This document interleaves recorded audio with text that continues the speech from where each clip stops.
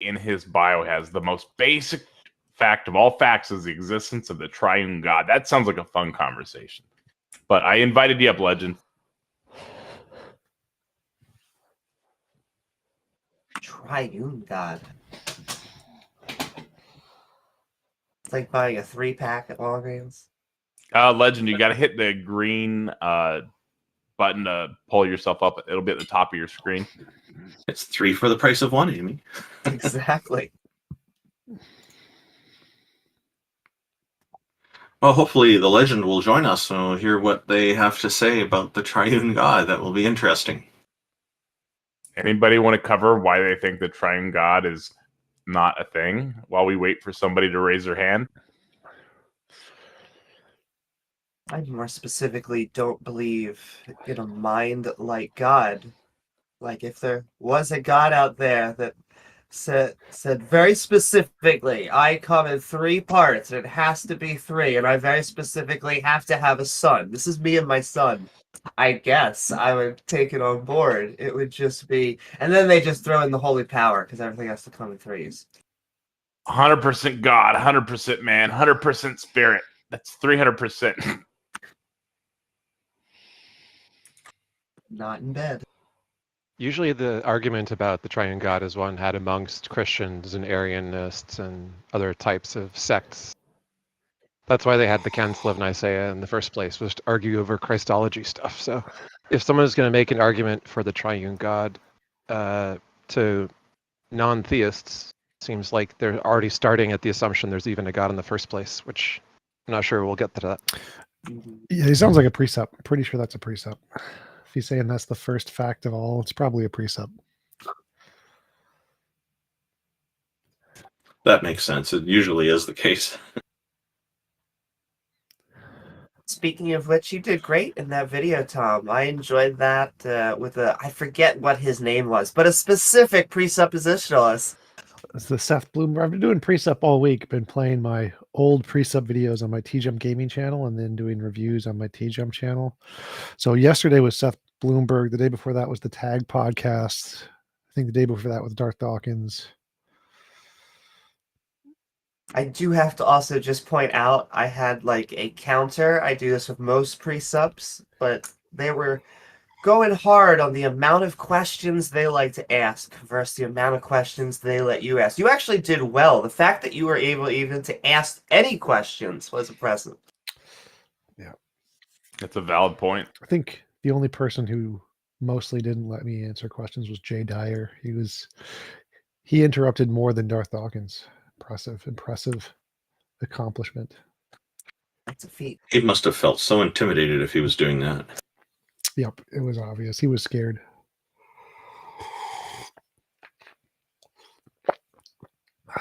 If anybody would like to come up and chat with us, you're welcome to raise your hand. We've got an open line right now. And if not, I'll just keep on saying God does not exist. Totally fine.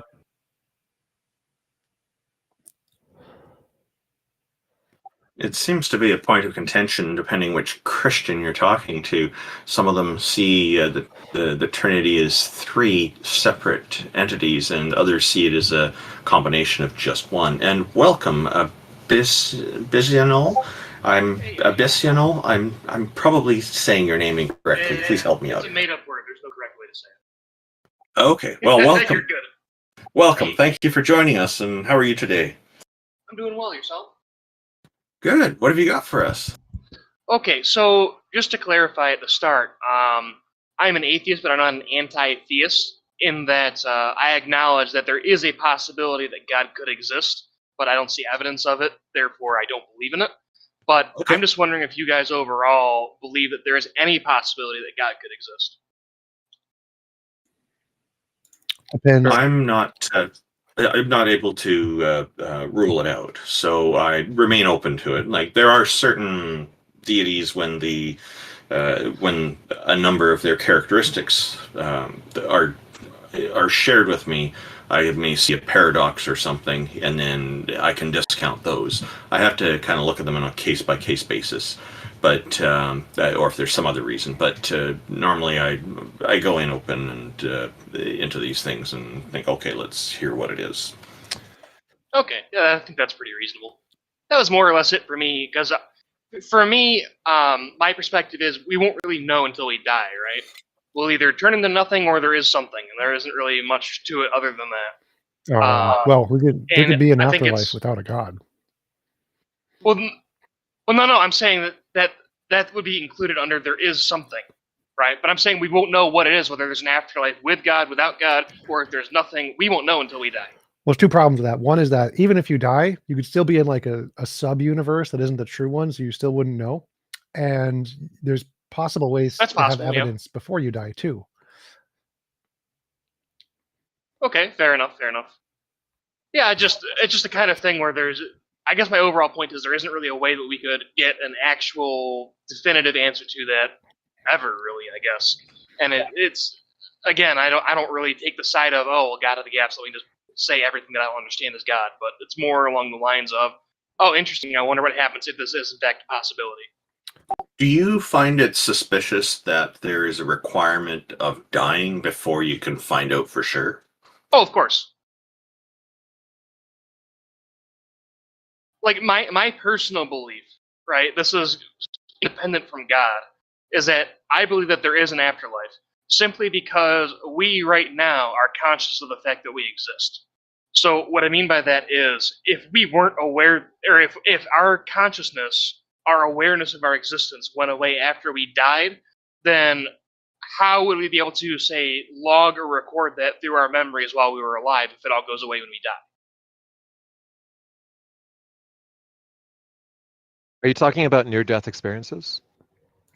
No. So what I'm saying is, let's say you open a book, right? You read through 50 pages and put a bookmark in the book. So the save state for that book is 50 pages, right? You lived for 50 years. Your save state is 50 years. You have 50 years of experiences.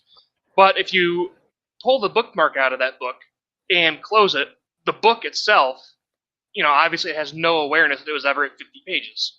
And you have no awareness that the book was at 50 pages, right? That's kind of a more obtuse way of saying it. I didn't really articulate I don't that get well. the analogy. Can you Yeah, clarify? sorry, I didn't articulate it well. I want to give a Apologies for shot. So that. let me see if I am understanding your position correctly. So there's a movie on the screen, and the movie has scenes. Even if the movie ends and you're in the movie, and so you essentially die, the disc still exists. So your life is saved somewhere, some content, somewhere in reality. Yes, that's a much better way of articulating it. Thank you. Are you just saying that if time travel or something like that from a physics perspective exists, then the ability to go back to the point where you were alive might be possible? No, not quite that. Just in the sense that your existence is logged like that VHS tape, right? So if it wasn't logged, how would you be aware that you existed? How would you, even if you existed, how would you be aware of it, right? I think he's talking more something like B theory of time, where all Yeah, moments that's of what I thought. time exist simultaneously, and so you and all of your time states exist somewhere in the history of time, no matter what. Your existence doesn't cease in the metaverse of time or whatever, and so you are there somewhere, even if your present moment has passed and you're no longer in the present moment. Your existence is still there in the past moment, wherever that is, and so you still technically exist somewhere. Sure. Yeah, that's fair. And again, I don't take this super seriously. It's more just like food for thought and me being interested in things. So I'm sure there are plenty of angry theists waiting to hop up. So thank you guys. I appreciate you entertaining my shower thoughts. All right, thanks for coming up. If anybody else would like to come chat with us, we've got an open line. You're welcome to raise your hand. Also, just want to put, I agree with everything you guys said. Just want to put out there that possibility and impossibility both have to be demonstrated. And so I am definitely open to the idea that a God could exist, but I don't know if it's possible or impossible because I don't have a God to use the sample.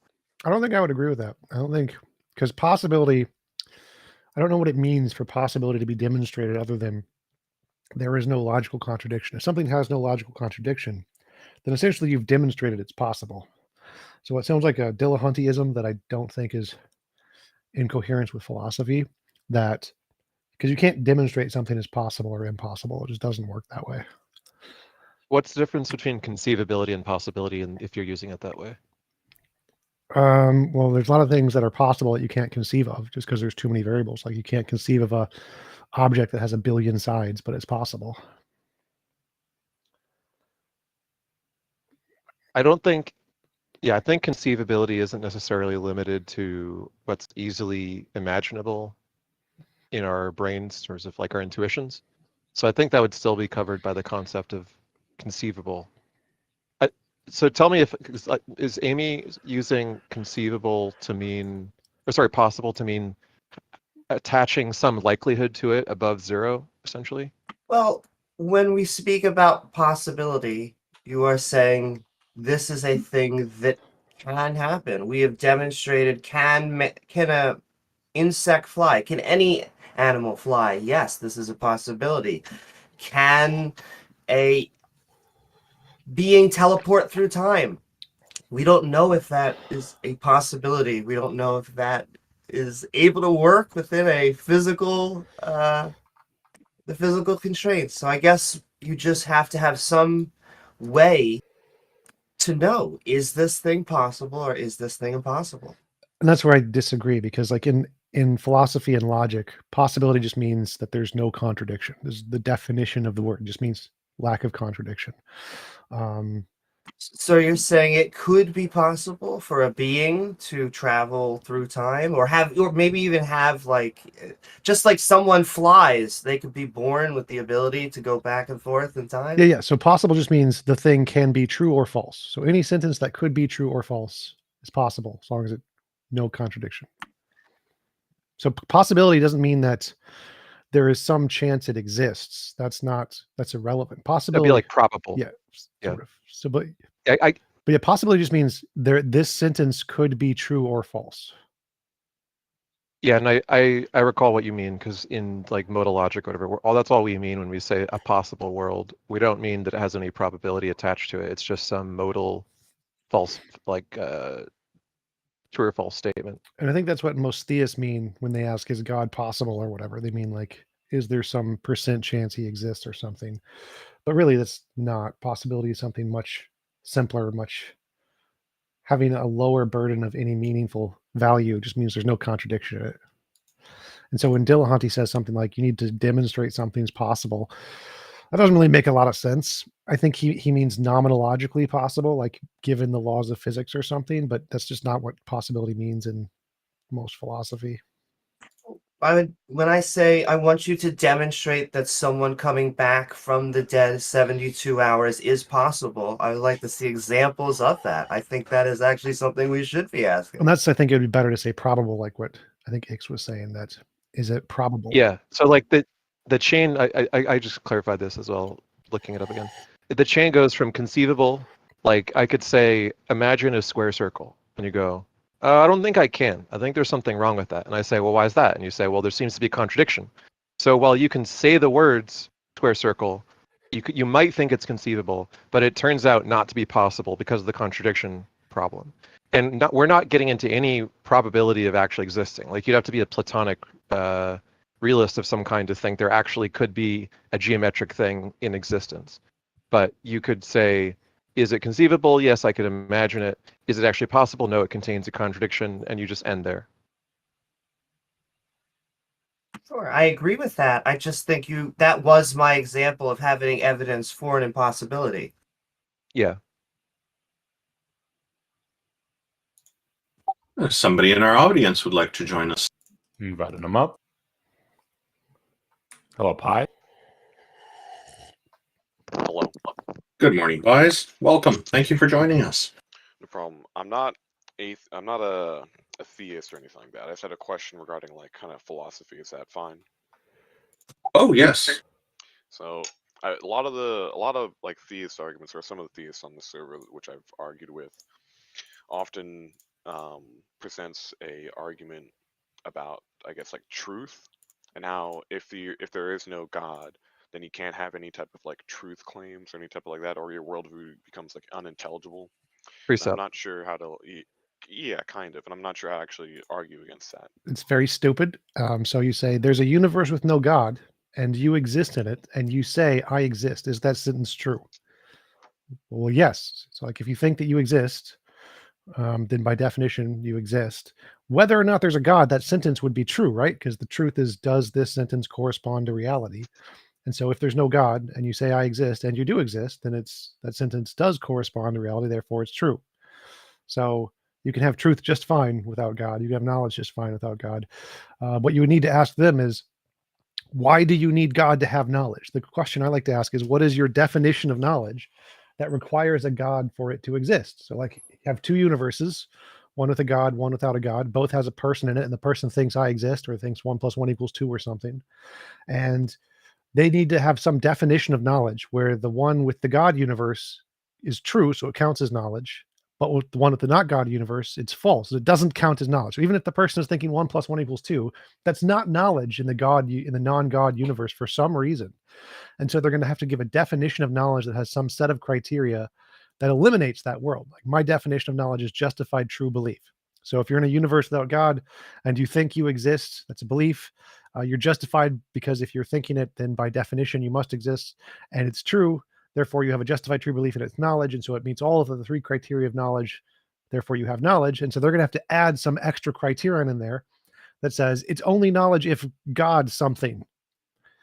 And then you have to ask, well, why? Why is that relevant to knowledge? Knowledge is, does our mental image correspond to reality? Why do you need this God something there? It doesn't seem kind of irrelevant. Hmm. I think I understand that. There's also like a secondary problem where it probably makes arguing that position a bit harder for me is that I kind of fall into solipsism in a way. And so Why? that's kind of also a problem. Well, I'm not sure. I mean, to me, it's because I think solipsism is like the first thing you start with in a worldview, at least in my I eyes. agree. And then everything past that is sort of like a kind of not necessarily an assumption, but just like axiomatic. Well, axioms are the things you start with. So epistemic solipsism is the position that the first knowledge you start with is that you exist, which I agree with. But you can start with epistemic solipsism and then build off of it. So after you know you exist, you can say there's some difference between your imagination and your experience. Like when you think of a unicorn, you don't see the unicorn. So there's some difference between these two classes of things. And you can say, well, I want some method to differentiate of anything I see. Is it of the imaginary kind or is it of the experiential kind? And you can come up with a methodology like science, novel prediction, or whatever to differentiate these things. And you can say any hypothesis that can make predictions about the future is one that likely corresponds to the experiential things rather than the imaginary things. And then you can build models like materialism, external world things. This makes predictions. They get it right because they predict the future. And because they predict the future, they more likely correspond to reality than just a thing in your imagination. And so even though they aren't as certain as the fact that you exist, they're only probabilistically certain, you can still have a justification for believing them, even though it's not 100%. And you don't need 100% justification for something to be knowledge. It's called fallibilism. It's the consensus in science and philosophy. You don't need 100% certainty for knowledge. And so therefore, because you have a justification to believe there's an external world, which is this hypothesis that makes predictions that can differentiate between your imagination and your experience, you can then have knowledge there's an external world, even though it's only probabilistic, and escape solipsism. So there's fallibilism. Yes. Fallibilism. Fallibilism. I've never heard of that. It's the consensus Okay. among scientists and philosophers. You don't need certainty for knowledge. Yeah, that's probably always another of my problems. I didn't I thought you needed certainty for knowledge. I thought you could only make like belief claims if you didn't have 100% certainty. Well, I mean, now all knowledge is a belief. So for something to be knowledge, it has to be a justified true belief. So knowledge claims are belief claims. It's a subset of belief. Like all roses are flowers. All knowledge is a belief, but it's a true justified belief. You believe that you are going to make the bus, but it's a justified true belief when you are on that bus. Now you both believe it and you have knowledge. Yeah. All right. I think that's all my questions I had. Also, you're really quiet. You might want to turn your volume up for the next one. Yeah, it's just a microphone. I can't change it really, unless I gotta buy a new one. Insert it into your mouth and then speak. If you're on a computer, you can use software to Oh. increase the gain. The thing that T-Jump brought up at the beginning, I think, therefore I am, therefore I have at least one kind of knowledge, even in a universe that has arbitrarily other arrangements like no God in it, ties into the basic weakness of their argument, which is called the impossibility of the contrary. So what they want to do, if you go to religions.wiki or there's a couple others that have pages. The argument in general is called the transcendental argument for God. It's the original kind of root of precept. And you can find debates by T-Jump and many other people where they debate precepts. And one of the most common things that they will be challenged on is, can you prove the impossibility of the contrary? In other words, can you prove that no other worldview has knowledge? T-Jump just gave you an example of one contrary worldview that can be said to have knowledge. And so they're not going to be able to disprove that one. But you could do many different possible routes. There's also, I think, a route involving like a deceiving God that gives it a bit of trouble. There's a few different approaches, but I think T-Jumps is the simplest.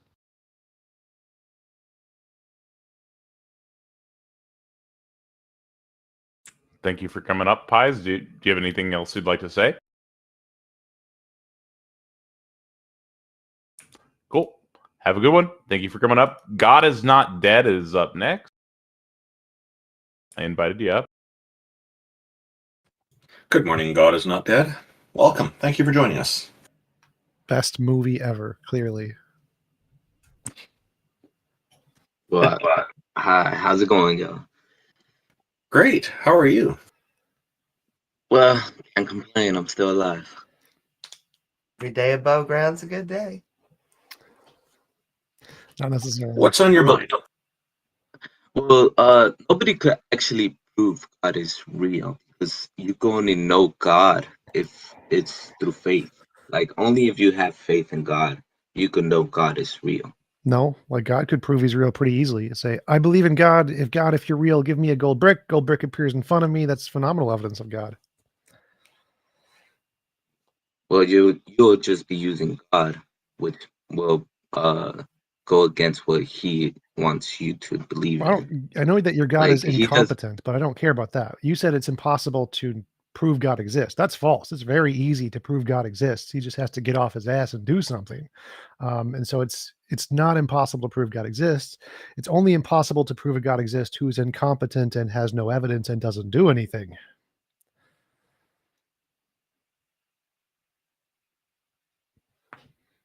Well, no, because now you'll just be using God. That doesn't make a difference. If you want it just like that quick, No. you'll just be using God.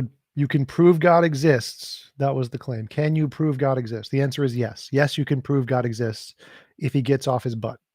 If he does not get off his butt, if he does nothing, has no evidence, and there's no difference between him and a magical leprechaun or Santa Claus, then obviously you can't prove God exists because there's no evidence of God. But if God did exist, it would be very easy to prove he exists. He'd just have to get off his butt.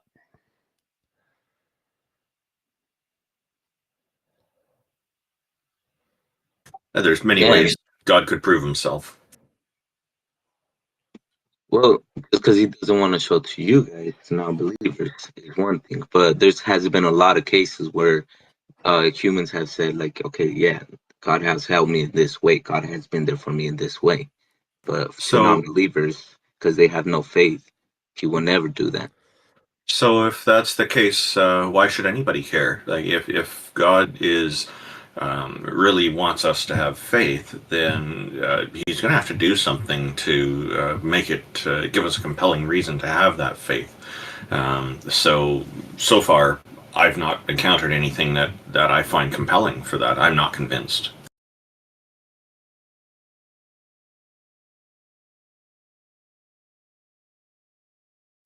Are you sure you're not just taking other people's word for it and just going along with the excitement?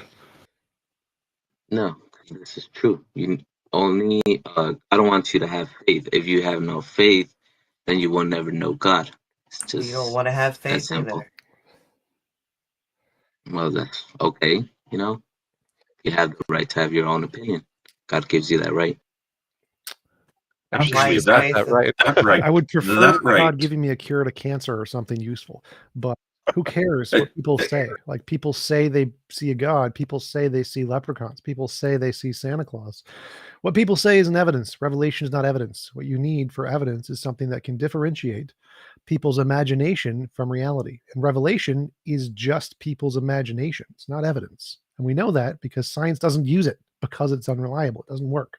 Never in the history of revelation has anyone with any revelation ever been able to predict the future and get it right about anything. What has been able to do that is science, novel testable prediction, verifiability, falsifiability. Those things can predict the future and get it right. Revelation cannot.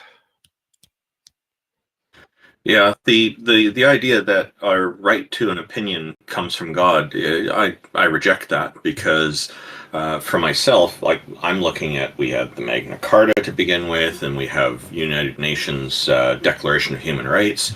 U.S. and Canada, we have constitutional rights for various for holding for expressing ourselves, and we're expressing our opinions when we express ourselves very often. Here in Canada, we explicitly have under Section 2 of our Charter from our Constitution, the right to have an opinion, and there's no restriction on what those opinions are. I don't see this coming from God. Before you can establish that these rights come from God, the prerequisite is you need to establish that there actually is such a God.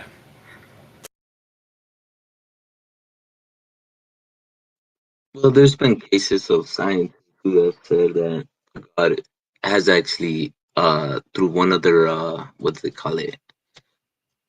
Um, through one of their like cases, I guess, or investigations about science, that there was no way that one object could have been there if someone hasn't moved it. So they have actually proved that God is real, but the government doesn't want to let that out. No. So that's false. In physics, objects in motion remain in motion until acted upon by opposite force. So it's not the case that objects in motions need something to create the motion. That's false. All of physics proves that's false. That's just the first three laws of thermodynamics prove that's false. So if you think a scientist disproved all of the laws of physics in a paper, that's going to be a surprise to pretty much all scientists everywhere in the world because it hasn't happened. That's a different type of science. No, it's not. It's the same thing. The ones I'm talking. All right, what I'm talking about is because I have seen it on video, and there's a scientist, and he said he was a scientist that that there was no way that that object could have been there if someone hadn't put it there or something hadn't put it there on his investigation. What object was he referring to? I don't know. It sounds like you don't really know what you think you 'Cause- saw. No, it's because it was a long time ago. I need to look back Okay. to my history. and Generally all that. speaking, if someone says they are a scientist or do the science, it's not sufficient for them to like wear a white lab coat or just like put their name on the screen. They have to publish. And the idea of publishing in science means that there's a peer reviewable document in an agreed upon format which explains the methodology, etc., and allows for what's called reproducibility. In other words, someone can follow the instructions in the paper and can do the same kind of experiment themselves and try to get the same results. If it's some kind of reproducible experimental finding, then other scientists can check it out. That's why we call that science. But a person just says they're a scientist who went to school, who has a degree, isn't a scientist per se until they actually do something like that. That's the scientific method. The So you JJ have to- in the chat says that's the appeal to some guy argument. Yeah, you gotta present the evidence, or at That's least a know what good it's called. name for that It argument. is. I like it. It's not even appealed authority. You're right. The government is hiding both aliens and God. This dude said a thing, and it's true because he said this thing. Oh, if you go to the CIA's website, you could and look up. They actually have I forgot. Hold up. I think it's the Adam and Eve story, and The CIA is hiding the Adam and Eve story? No, they're not hiding it. You could actually Google it up. Like you could go to their website and search it up.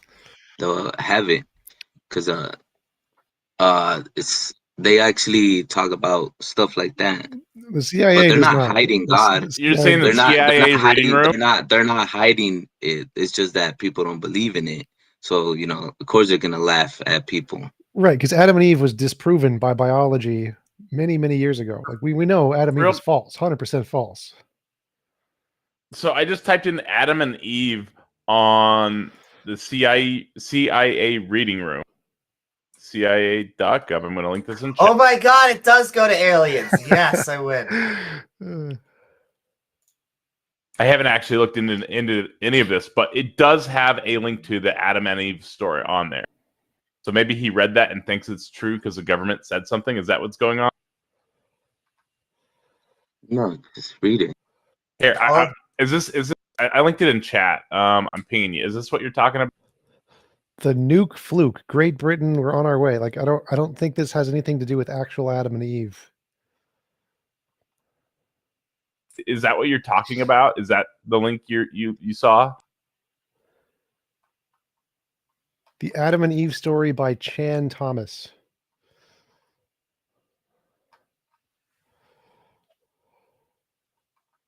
I found a few different ones, and the third one starts with, in May 1943, Adam and Eve only resembled what their descendants would become. Huge gray machines standing 7 feet high, 10 feet long, and 2 feet wide.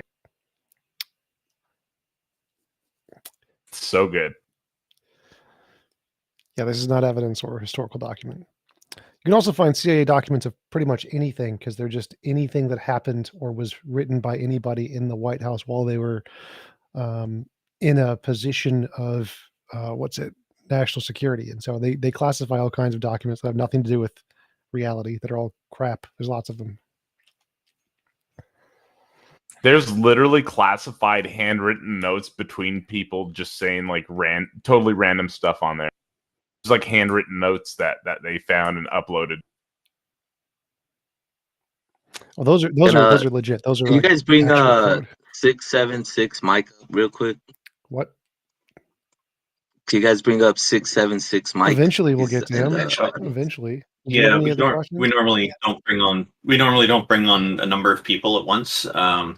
It's just kind of one guest at a time. It sounds like that could be fun though, Randolph. We always have the ability to remove one from stage, right?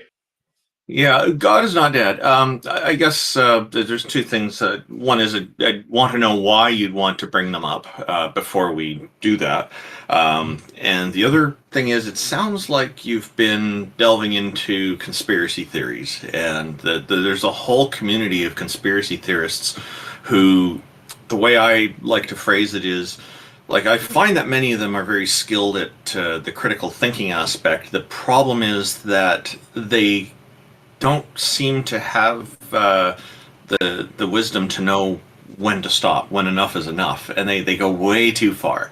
So that's not all of them, but that's many of them. And I wonder if the people you're listening to might be concocting a very complicated story. What's missing from a lot of those conspiracy theorists' ideas is Occam's razor. No, well, my only thing I wanted to say is, if you do not have faith, you will not believe in God. Since any of you right now do not have faith, that's why you guys do not believe in God. Faith is just pretending to know things you don't actually know. See, there you go. But so only through faith can you know that God is real. But God is not dead. Could you guys bring up 676 Mike, because I think he'll have more evidence. Just quickly say, it's true that I don't have faith in a God, but faith in general is a different thing. I have faith in my kids' ability to be successful on sports day at school. That can become proven or unproven by the end of sports day, but it's still an attitude thing. So, faith is not the requirement you're going to find in the skepticism circles. You're going to find people are going to want hard evidence for things before they're going to accept them as a part of reality. And I would even just say we have hope, we have confidence, we have these sorts of words, but we view faith negatively. And so by saying you don't have faith, so you don't believe in God, we will agree with you. But why should we have faith? It's not why. It's only the person if they want to or not. So it's not why. It's all you. Do So you I- or do you not? Simple as that. But we view faith as bad. So it's like saying, do you want to have cancer? You gotta want to have it. We're like, no, you don't. But you're like, like, why do you want faith? Why should we have this characteristic when we view faith as kind of a long form of ignorance? Well, you see, you know how you guys keep saying, "Oh, he just needs to get off his ass and do something." Well, no, because in that case, then everybody would be a believer. It's he wants you to believe in Is God, that what he you wants? know. Yes, but not because he will be giving you guys stuff and giving you guys stuff. Like if you have to be able to believe in God, have faith that He's there in order to be like to see or in order I don't know how to explain it. Like See, but from what you're telling us, that you're saying we have to believe on bad evidence. To actually believe on good evidence is actually worse. Yeah, to me, it sounds like you're making up an excuse because your God's too lazy to do anything since he doesn't provide evidence. But you have to see, make there it you an go. excuse to say, oh, well, the reason he doesn't do anything is because, well, he just doesn't want to like give us gifts because then it'd be too obvious. So I have to make up an excuse so that he isn't like it isn't too obvious of that he's not doing anything.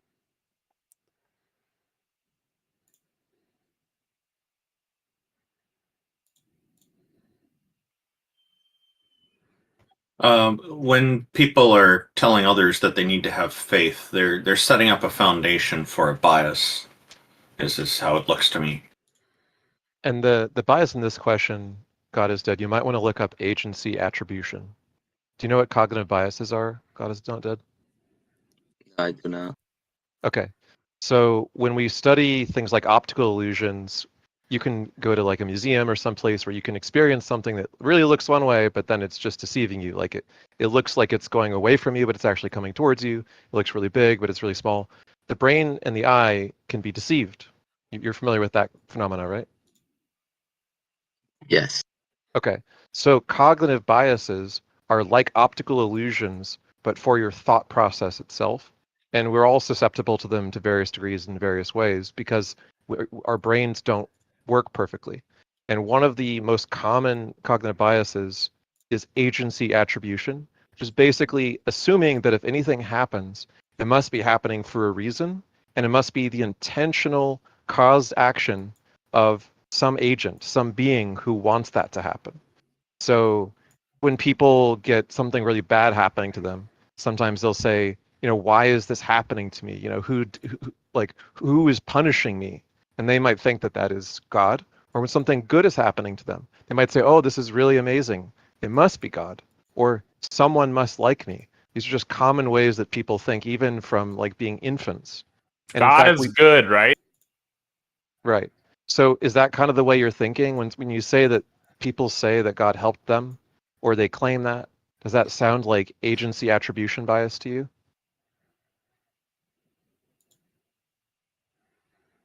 No. Well, from what I'm trying to say is, of course, bad things are gonna happen. Was it God? No.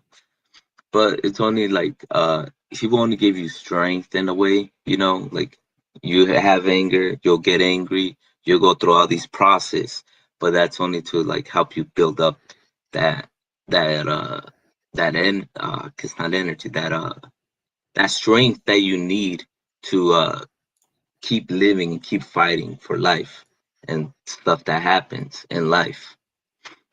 So it builds, like, I guess, character. Like when people fight, of course they're gonna be humble after they finish fighting, because they learn through that experience. I didn't hear anything about the idea that God is or isn't helping people. Yeah, I think what's being described is a coping mechanism, and there are different ways that people can cope with things. It's not uncommon, I find, for a lot of religious people to think that the only solution to coping with any adversity in life is to put trust in their god or goddess or whatever.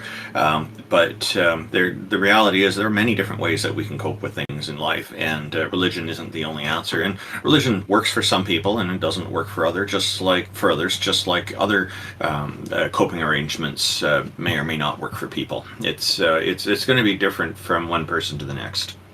And I misspoke on the name of it. It's more commonly referred to as agent detection illusion or agent detection bias. I'll post it in the chat and I will DM it to you, God is Not Dead. You could take a look at this and ask yourself if this is what's going on when you think that something is God's doing. You would make that assumption. You're doing something humans have been doing for thousands, maybe millions of years. When they see lightning, they've created stories about it, like Thor. When they see scary waves, they make stories about it, like Neptune. And we've always interpreted phenomena to have some agent behind it until we understood what the actual phenomena was caused by, and until we got a pattern of enough successful understandings of phenomena that we stopped assuming all phenomena are caused by agents.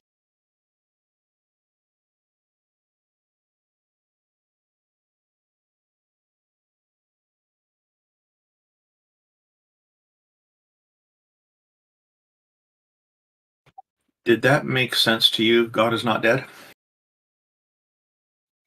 Little, yeah. So I encourage people to doubt and strive to be better at skepticism and critical thinking. I take doubt as my ally. What are your thoughts on doubting these ideas about God that you have? What do you mean? Do you think that your God would be strong enough to withstand any doubt and scrutiny that you apply to the idea of what you understand your God to be?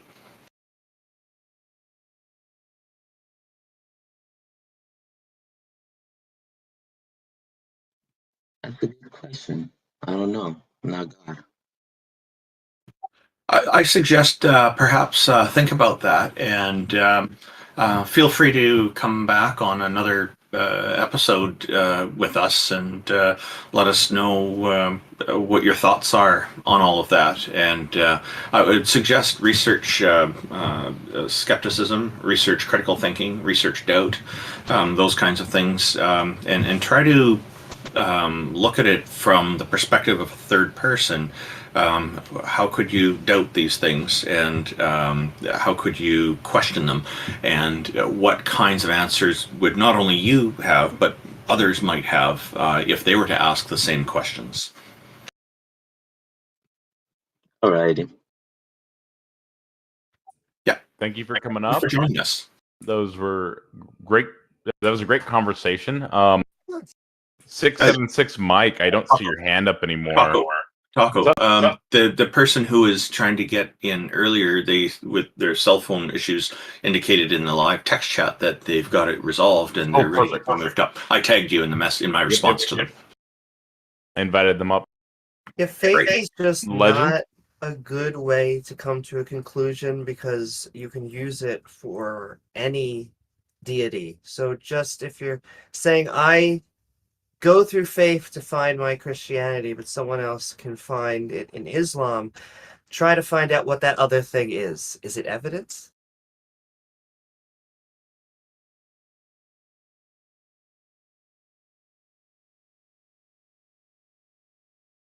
So Legend is not coming up. I think his thing still broke. So I'll invite the next person in queue, Snowy Banana. Yeah, that's been a This- problem that people haven't been able to join via phone. And Let me. I just reset the request. Maybe that'll help. I don't know. yeah, I've been having the same problem every Sunday. Is that where Hello, the the Snowy Banana. Welcome. Howdy, thank you. So So what Thanks. So it's called "Convince Us God or Gods Exist." So, do y'all have a particular definition or list of characteristics for a god, or is that okay if like I use my own? Oh, we very Oh, much totally. prefer if people present an idea to us that is their own, because there are so many different goddesses and gods that people believe in. So, yeah, that would be fantastic. We'd happily give you a minute or two to lay it out. I think IX was about to say something, so maybe I'll just let him shoot it. I just said, tell us what it is. Oh, I do Okay, want to I'll jump in and say there are some minimum criteria here. Is like a mind that does something, like controlling the universe, creating all things. Usually is Yeah, that's fine. That's fine. so not just like nature or a potato or Ix's hair. Yeah, no, that's fine. Not sufficient. Yeah, no, Even if being they're a mind, fried? being a mind is part of the definition. Absolutely. So then I guess the second part is what about existence? Do you have a particular definition or set of criteria for whether or not something exists? It has properties in reality. As properties in reality. Okay, and then like how would you identify, does this thing exist? Well, identification is irrelevant. Epistemology and how we would know it exists is separate than does it exist. So like evidence of any kind, anything that can differentiate imagination from reality. Novel testable predictions are a great example. Science is great. Revelation is not. Well, it just says because like convince us gods exist. So I mean, if I posit something and I could just say, okay, well this thing exists, but there's no way to know whether or not it exists, then that's not going to be very convincing, right? Right. So that's what I'm saying. It's like what, how would y'all Evidence, anything that can differentiate imagination from reality, novel testable prediction, science. Those are good answers. Okay. I mean, do you think so? I would assume. Actually, I know for you, T Jump, that you definitely think so. That you yourself exist. And I assume Randolph Richardson thinks that Randolph Richardson exists. I assume Amy Newman thinks. I will say that I'm pretty sure T Jump exists. I do have some doubts about myself, though. Oh, really? Okay, that's interesting. Swaps it on its head. But that I assume you would also all think that you're minds, right, as well. Synonymous with the self. Right. Okay. So you would, okay. So you would say that you are a mind. So then, if you exist in your mind, do you also think that you're able to do things within reality as well? Yep. Well, just a sec. And I say yes as well to that question, but I see the mind as a manifestation of the physical being that I am. The brain and all my bodily functions make it possible for me to have a mind. What do you mean by that exactly? The mind is part of who I am. It's not some independent thing. My mind would not exist without the rest of me, my physical body. That's how I see it. I could be wrong, but it makes sense to me. Oh, okay. Yeah, no, that's fine. Well, so then by that, with that criteria of like the minimum criteria for what y'all want a god to be, and then what y'all mean by exist, and y'all's personal beliefs about existence, I can define God as just any mind that exists, and then by using that definition, boom, you're all gods, and you all. Goodbye. All right, Peepo Clown, you're next in queue.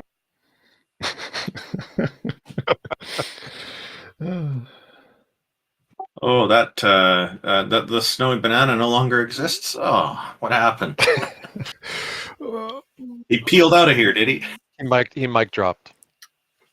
I think he got booted. I think he got booted by Taco. Yeah, I think so too. Oh yeah. We're not doing that. We've done that like 8 times now over the last year. Like, Ape, you're next in queue. What's going on? Hello, Ape God. Welcome. Thank you for joining us. What's up? So just thought of having like a brief, interesting conversation about some doubts which I had. I'm an atheist, by the way, but I just saw a bunch of these live streams that you were doing, T-Jump. So I sort of noticed, like, I think you guys need to be more aggressive at the muting part, where when you debate with these guys that actually debate on the behalf of Islam, they usually talk about interpretations. I've tried to debate a bunch of them, but every single time they come up with interpretations. They ask you if you know Arabic, and then they talk over. I think you need to mute them more aggressively until they answer the question. What do you think about that suggestion? Right. A suggestion I would offer all atheists that debate with Muslims is just read a few surahs of the Quran, because it's just as cuckoo as the Bible, and once you dig into them, I find they often don't want to defend any of them. I think it depends on the situation. So like, Yeah, sure. so Continue. like, muting people can be useful in some cases, but detrimental in other cases. And so like, especially if you're trying to eat up time, letting them talk as much as possible is usually a good thing, because then they take up as much of the time as possible. And so muting them would only be beneficial if it can help move the point forward or redirect the points back to the question being at hand. But Muslims, they don't listen. They're not going to change their topic because you muted them. They're just going to re-ask the same thing. So it's usually better to let them talk and then call them stupid and then explain why they're stupid to try and change the topic, because then they're going to get focused on that you're calling them stupid, so they're going to lose their points. So then you can move on to a different point. And that's usually better than muting them. And because the other day I saw one guy was like debating with you guys, and then I saw that the moment I think there was like another Arabic guy that actually said what the meaning of the Arabic words were, and this guy was like countering that by saying calling him a liar. Yep.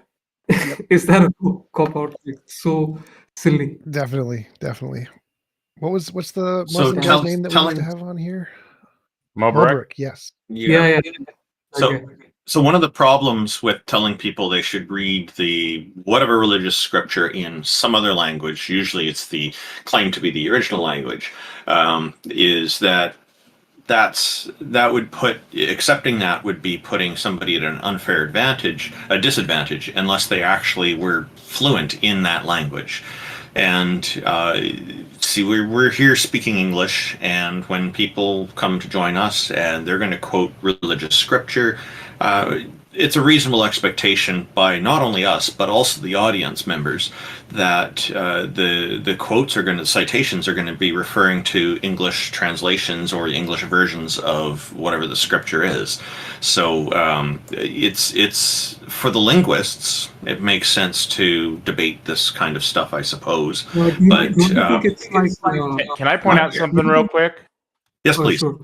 So they're just being super dishonest with you with what you're talking about, right? So like when they say, "Do you speak Arabic?" and "Oh, you can't understand the meaning of what it's saying because it's Arabic," so they might say like, I don't know, give me like a 3-word phrase that would mean like one coherent thing, or like a 2-word phrase, or Thus he spoke.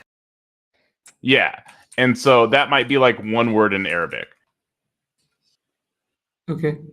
And so but I because think- it's like one word in that has that meaning instead of like 3 words that provide that meaning, they say it means something different, which is really Yeah, the dishonest. problem here is like they don't make like a prediction in advance that accurately matches like future discoveries, but rather after we have the discoveries, they try to post hoc rationalize, and then that's where the problem is, right? They try to adapt the interpretation to match any future discovery. So that's almost like horoscopes. Makes no sense. This isn't us versus them, though. I have talked with like honest Muslims, and You I should just want talk to about. say in front of everybody, this is not us versus them, right?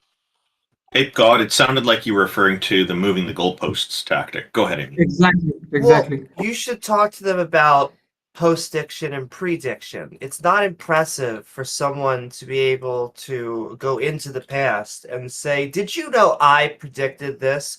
No, what is impressive is if you make a prediction. If you are able to actually foresee an event, say, this meteor is going to have a shower right here, and then it happens, you are making a prediction in the future. Yep. And I think the one other question that I would also want to ask is like the debate that I really want to watch is actually Tijam versus Mohammad Hijab, because I feel he's actually afraid of like debating. Oh, for sure.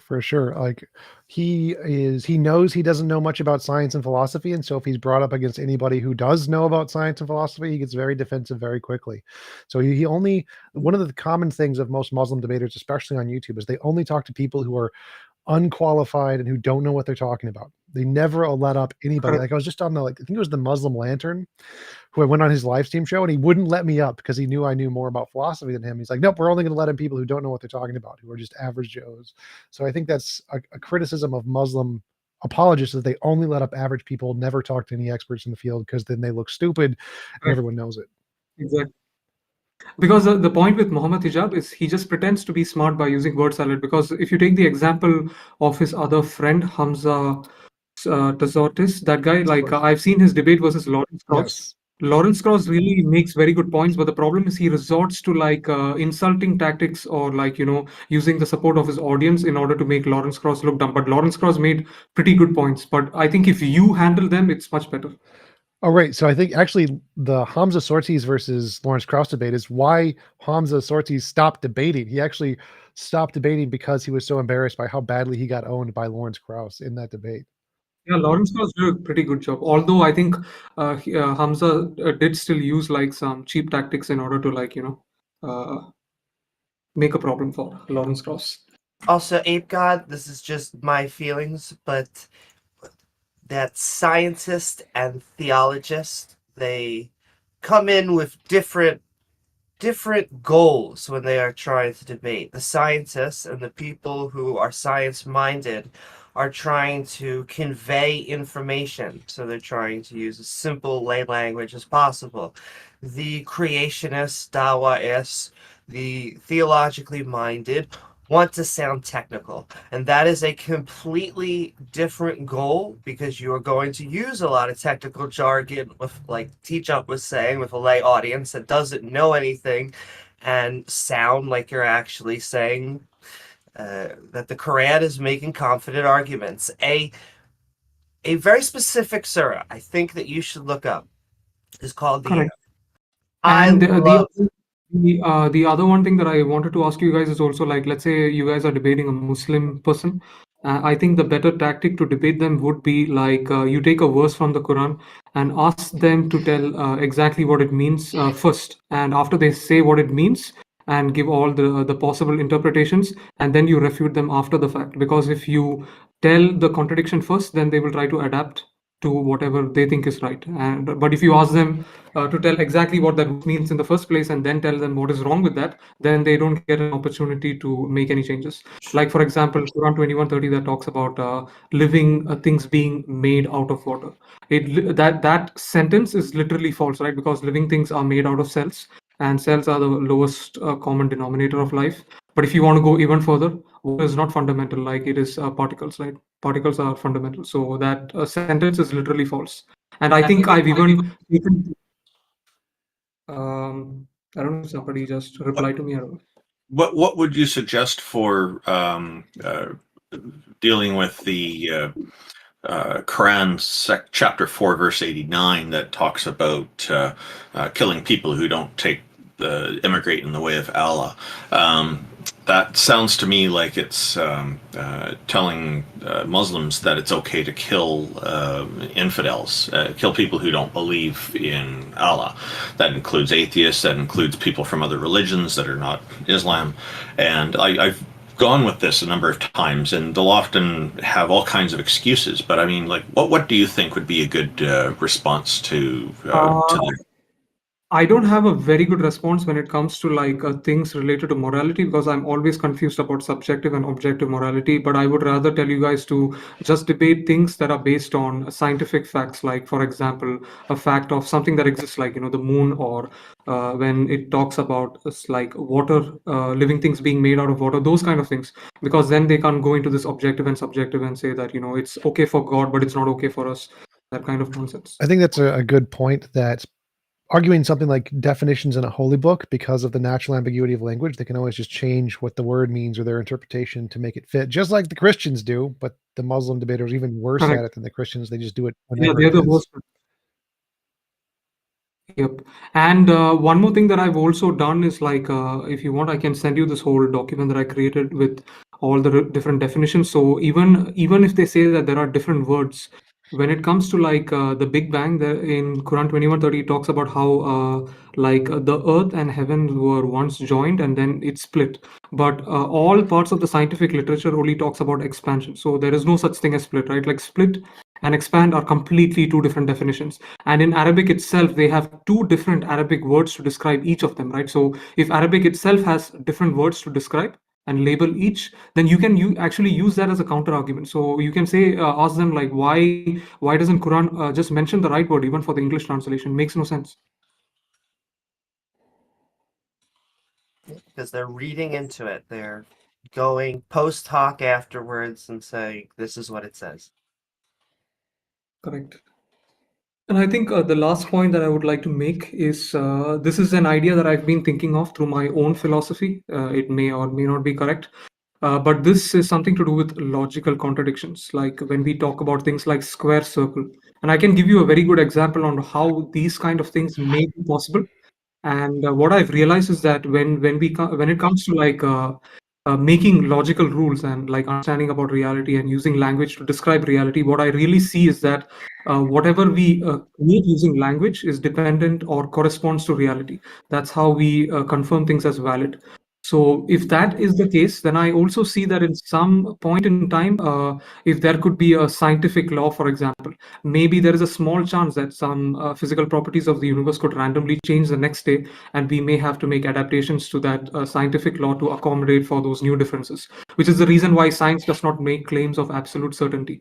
So when it comes to logical contradictions, the one example that I can give you on how it's possible, it does not just correspond to reality, but I also think it depends on the observer.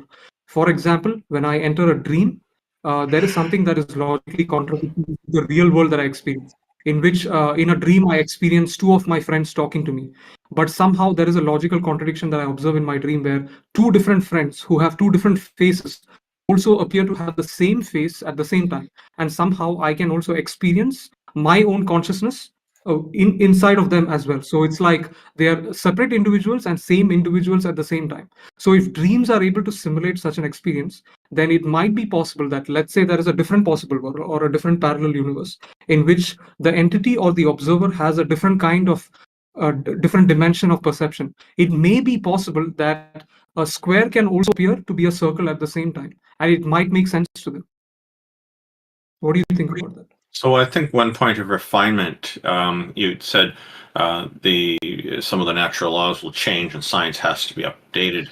I think it's important to also emphasize the possibility that we just figured out that we were observing it in a certain way that wasn't a complete picture or was inaccurate somehow, and we update science in that part. This is a minor refinement is all I'm suggesting here. So I Yeah, wanted to that's talk no about the problem. round But square part for a little bit. So yeah, in philosophy, they specifically say it can't be both round and a square in the same sense at the same time. Because obviously, if you look at it from two different perspectives, you can have an object that looks round from one perspective and looks like a square from a different perspective or whatever, or is a square in one dimension but is in a circle in a different dimension. But that doesn't matter to the round square argument. The round square argument is specifically that it can't be both round and both a square in the same sense at the same time. And so if you're saying it's round in one okay. aspect and square in a different aspect, that's not relevant to the argument. So another one is like something can't be 100% red and 100% green at the same time. Looking at it from two different perspectives, or people who have different eyesights can see different colors, none of that matters. It's specifically talking about the quality of the object in the same sense being two completely opposite things in their entirety, not partially both, or both from a different perspective, or both in a different universe. That doesn't matter. The problem in philosophy is specifically that they are two contradictory properties in the same sense at the same time. Yep. So my point to that is basically like I think what you're actually saying is correct, but I think my idea behind this is like it may just be the case that it is within this universe, in the sense like it can't be contradictory at the same time. But the point is, what if there is another universe in which it makes sense to the observer that a thing can be square and circle at the same time. And at the same time, when they invent instruments to measure these things, the instruments will also result in readings that appear to be the same way. So in their universe, it makes sense to them even with the external verification tools. It's just an idea. It may or may not be possible. Yeah, it's called Just paraconsistent logic. So paraconsistent logic is a logic that if a universe was like that, if it operated under paraconsistent logic, then you could have both round squares at the same time.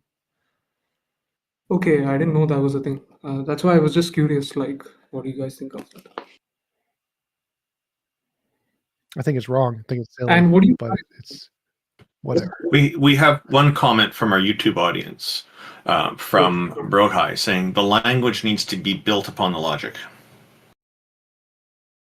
Yeah, that's correct.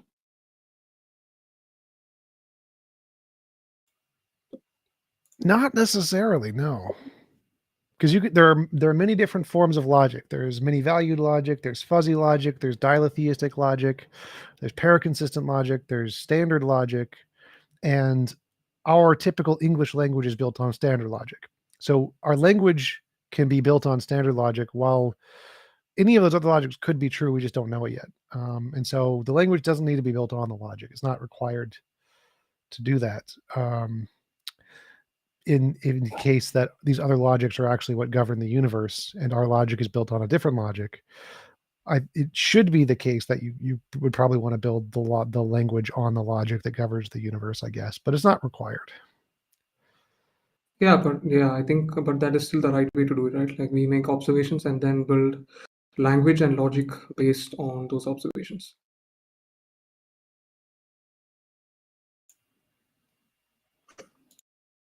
So yeah, anyways, it was nice talking to you guys. I just had these few questions, and we'll catch up with you guys later.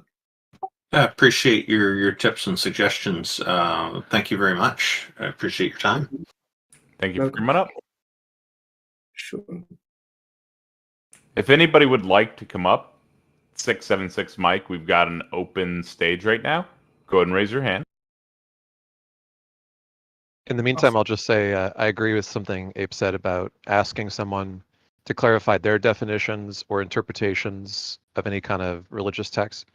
I have found in the times where I've done that, it's worked better. For instance, if we're talking about the idea that the Quran says that it came from the angel Gabriel, and if we're going to compare passages and ask if those passages are similar to other passages from other texts and so on, at the very minimum, it works better if you ask them to describe what they think the passage means rather than just giving your own reading of it. Because they'll probably give you the, oh, you don't speak Arabic, you just don't understand, even if they just change what they think it means to suit trying to get out of your argument. And that's a nonsense argument. Yeah, but it's a very good point that Ape made. Always ask people to give what their interpretation of it is before presenting your own. I just want to piggyback off that because they do like to say, first of all, you can't say that it came from God. If you ever say they have, absolutely, it had to have been delivered by an angel, but actually it was written by Zayd ibn Thabit, who was Muhammad's #1 scribe while he was alive. And so just pointing that out there, as well as the passage that I love to go over with them is the ant, because they generally just assume that we're not going to get into, they don't like to get into the same Bible battles that we seem to get with Christians, but the Dawahists like to stay in some sort of deistic kalam contingency arguments. Come on, Muslims, come on here and defend ants. Talking ants, specifically, like a Pixar movie. Oh, yeah. That's what they asked us to prove last week that I thought was hilarious. That's right. There's also a prophecy about a man being able to talk to his shoes. And I had a Muslim tell me that there's some electronic gimmick shoe somewhere that like makes noises or something. And he said that you can talk to your shoe, so it's a fulfillment of the prophecy. Yeah, that was on this show too a while ago. Yeah. It all makes sense.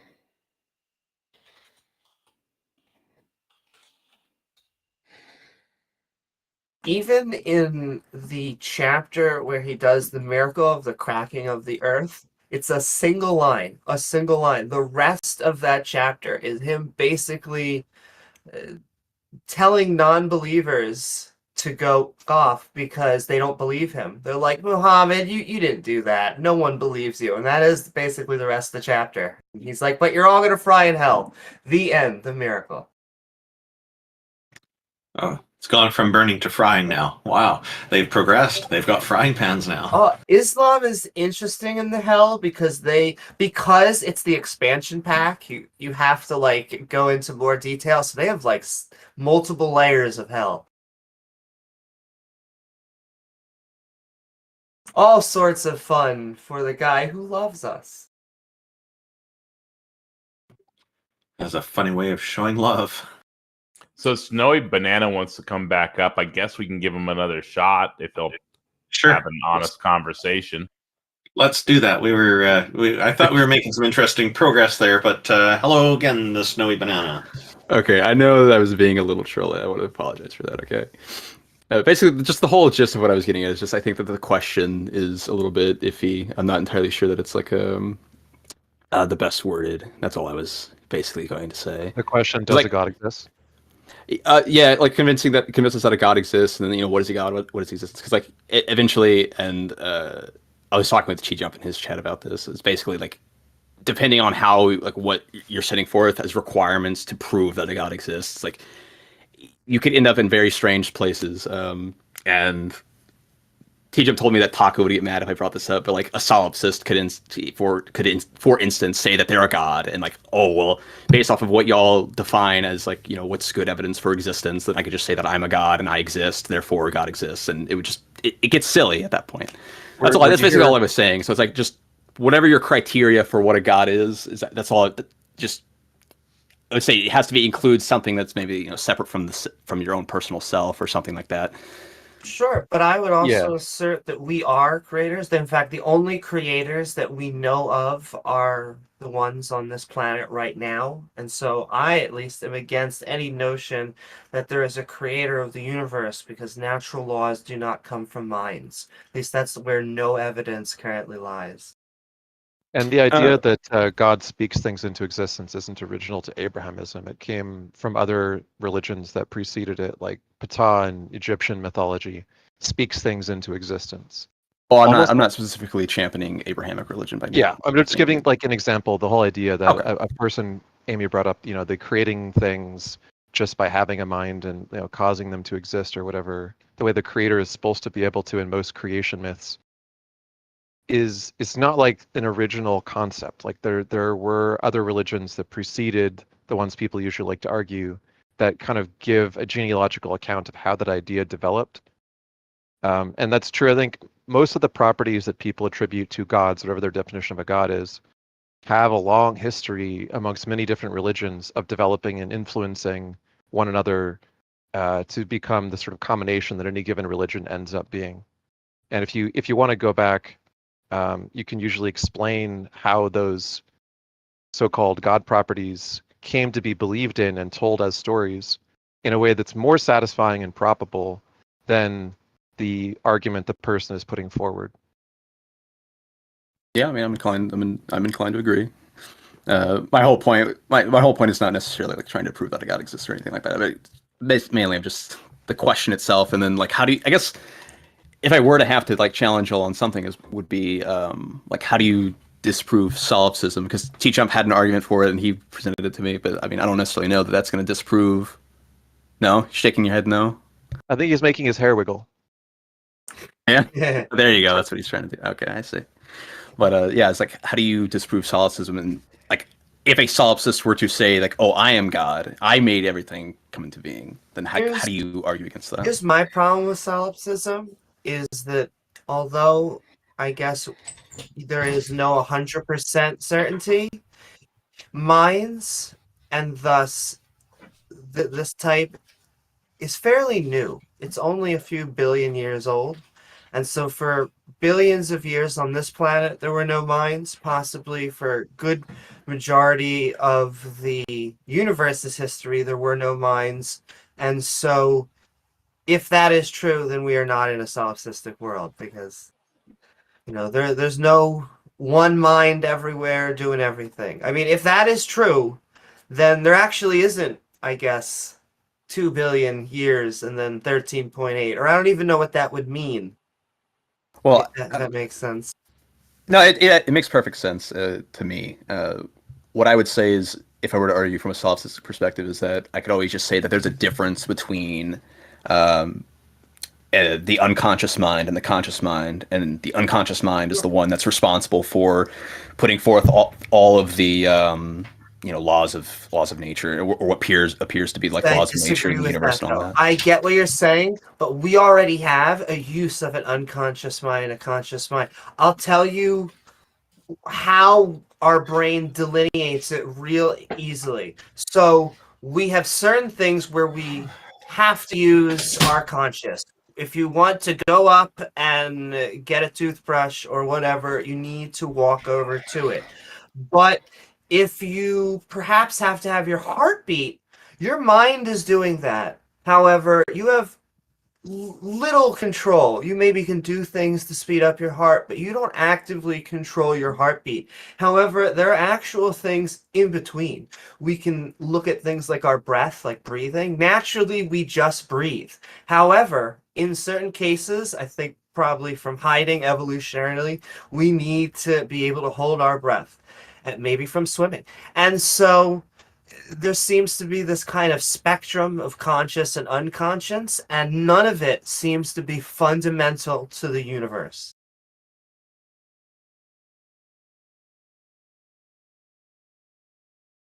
It seems to be just this thing that happened after billions of years of evolution, just small things becoming complexer over time, and then we didn't need to photosynthesize.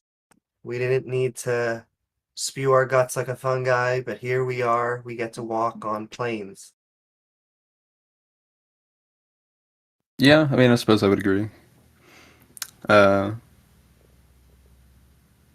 Yeah, I mean, obviously, I'm going to agree. I'm just wondering what the argument against Well, this is solipsism my would be. thing, because for solipsism to exist, for us to be everything, all minds, it would just be a weird thing for evolution. Are we also all of the animals? Are all the flowers? Are we all the not minds also? Are we all like the rocks? Are That's we what I mean. I think a solipsist would say yes, or not necessarily that you are all those things, but that those things are all you, or I a part, mean, or not necessarily you, but like a part of you. They stem from the unconscious. Is what it's what I would imagine a solipsist would say. see, and I think if we knocked out all minds, the rocks would still exist. I think we give too much credit to minds. Right. Well, so I think like a solipsist would say that like while yes, like you and I could even exist like somewhat separately from each other as conscious minds, but then there's a difference between the conscious mind and the unconscious mind. They could argue that there's an unconscious mind, and that's like this great thing, and then all these conscious minds, these more individualized things that are becoming aware of things going on, Unconscious mind are is separate still from. you. It's still in the back somewhere. Like, I don't know of any unconscious that would connect us together. Right, and so then I guess it just comes down to like what a solipsist is classifying as like the unconscious mind, and like I guess what a mind even is. Because I mean, doesn't this come down at this point? I mean, maybe I'm wrong. Maybe I'm misusing this, but like the law of identity or something like that, where it's like, how do we, or what is it like Loki's wager type stuff? It's like, where do you begin and where do you end? And it's like a solipsist is just gonna say, oh well, everything's a part of me, and then you're gonna say, well, no. Like I might not be able to delineate exactly where I end, but no, I'm separate from all these other things, and so then it just comes down to that. The universe. We can say that we are the conscious part of the universe, but we are individual organisms that are separated out.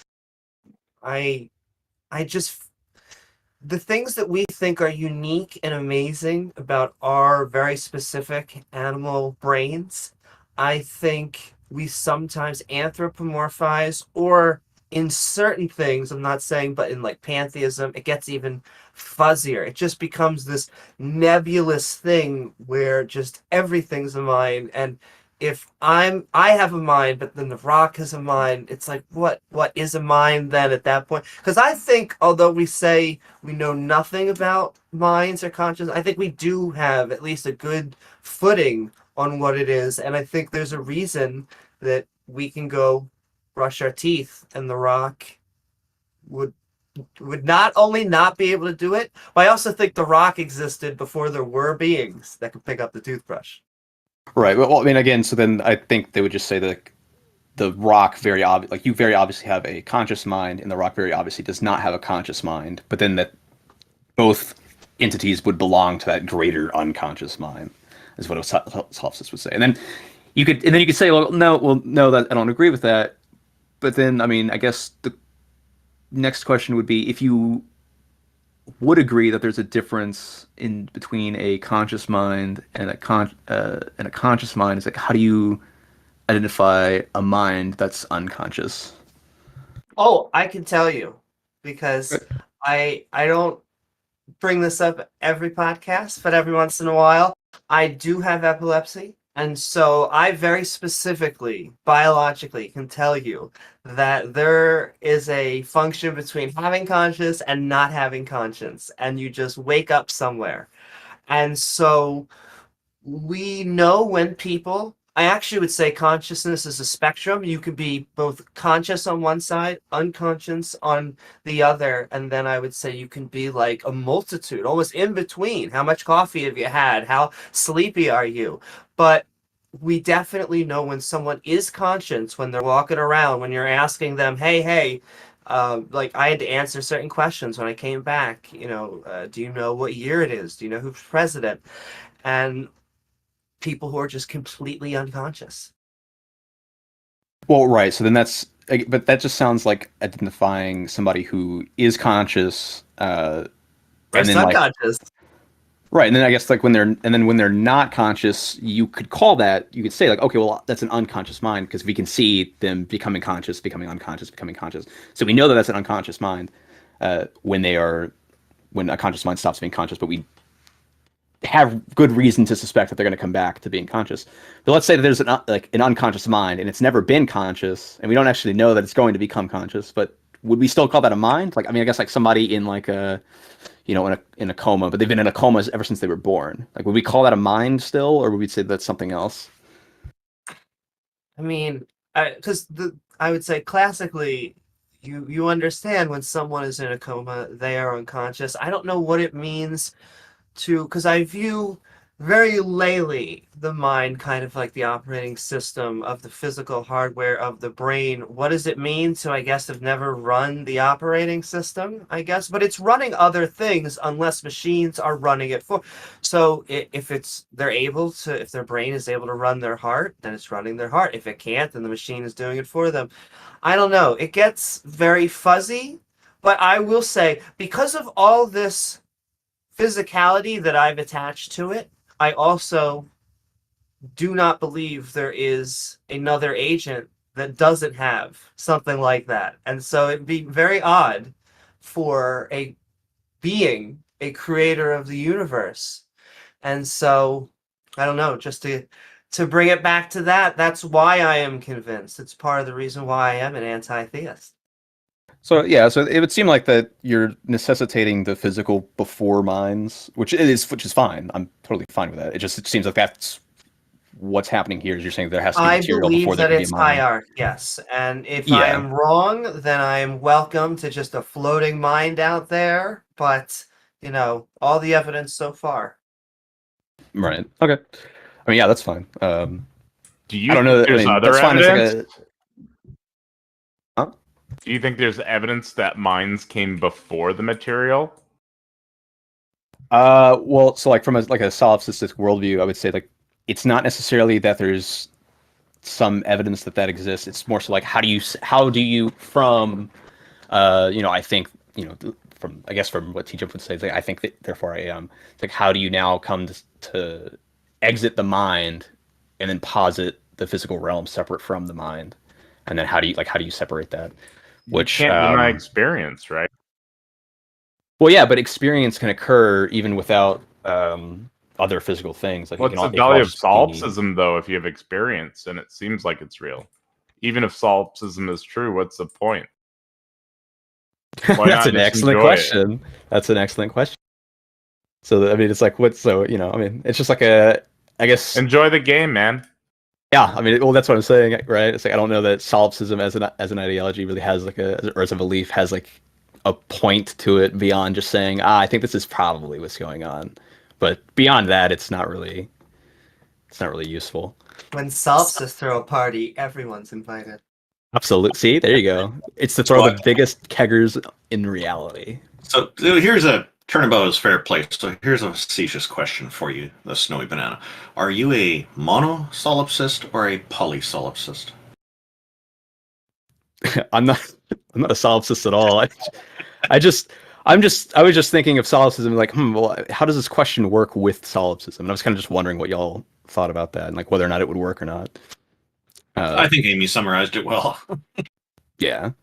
But it was a good conversation. It's an interesting solipsism is an interesting idea, perhaps for science fiction and whatnot. But I don't see any indication that it's actually the case.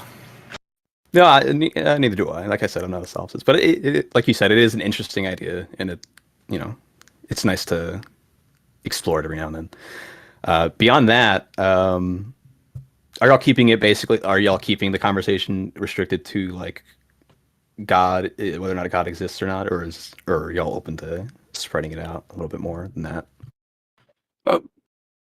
We like to cover different topics as well. Okay. But we tend to center around this because the Theist Helpline is the theme, but we'll venture into other topics if they seem to be related. Did you have something in mind you wanted to cover, or should we move on to our next guest? It's probably better. So I just, not that I specifically want to discuss it, it's just something I want to see y'all as individuals discuss, would be morality. I just want to see if y'all agree with T-Jump and his personal view of morality. And then if y'all don't, I want to see y'all argue about it because I think that would be fun. But other than that, no, that's about all I've got. I think there are probably a lot of different nuanced views. T-Jump definitely has solid views on it. His are very well thought out. Do I agree with him entirely? Oh, I would say probably not, but I would say I probably mostly agree with him. But that's the benefit of not having, our beliefs from Theot, is that we have to actually think them out, suss them out between ourselves, and we're able to do that instead of just saying it came up from the guy with the big old baseball bat. Ultimately, you can take away from this that this is a reflection of the fact that morality is intrinsically subjective. I would so agree. T-Jump would not, though.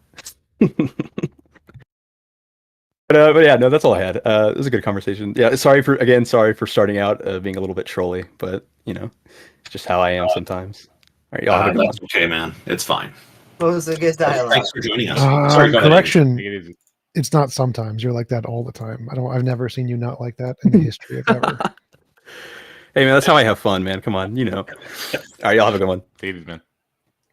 Take care. This was quite good, I think. I see Abysmal, but I'm gonna pull up Pancakes because he's actually DM'd me a while back and he raised his hand just now.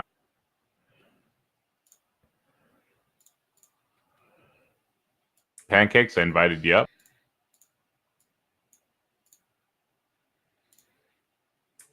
Okay. Actually, Pancakes Poke got busy. is back up in queue. He's on mobile though. I don't think it's gonna work. And we've got People Clown as well. All right, Abysmal. Abysmal, welcome back. Hey, how's it going? So, I guess this time my curiosity is more, why do you all think that Abrahamic people, Muslims particularly, rely on a lot of post hoc justification for rationalizing that the Quran is true? Because they're human? Like, for example, yeah, but why are they able to say, oh, well, this stuff is true because the Quran said so, and that's the word of God, instead of saying, oh, well, actually, all the scientific predictions in the Quran just match the knowledge I had at the time it was written? Because most of the time, not all the times, they start backwards. They say, this is my God, this is what I believe in, now let's go look for evidence that supports that. Yep. Yeah, I'm just trying to struggle how they get to that thought process in the first place. Because like I've spoken to people that say, "Oh, I was an atheist until I read the Bible or until I read the Quran, and that's what made me start believing." And to me, I'm struggling to understand how somebody could read a book and then magically become religious. Well, maybe they read very select chapters, because many skeptics always say that the best way to become an atheist is just read the holy book that you were raised in or whatever you believe in. And my gosh, if you can justify half of the terrible, horrific that God is doing in any of these books, then I guess, come preach it to us and convince us. It's feelings. Yeah, well, like Feelings is the easy answer. example is like the flood. Yeah, definitely feelings. They say, "Oh, God is benevolent. Is that why He killed 99.9% of life on Earth that He created?" Yeah. Okay, that's pretty much all I wanted. Just interesting observation. Thank you all. Sure. Thank you very much. Cool. We've got an open stage. If anybody would like to come up, People Clan, you do have an invite, but you're on mobile.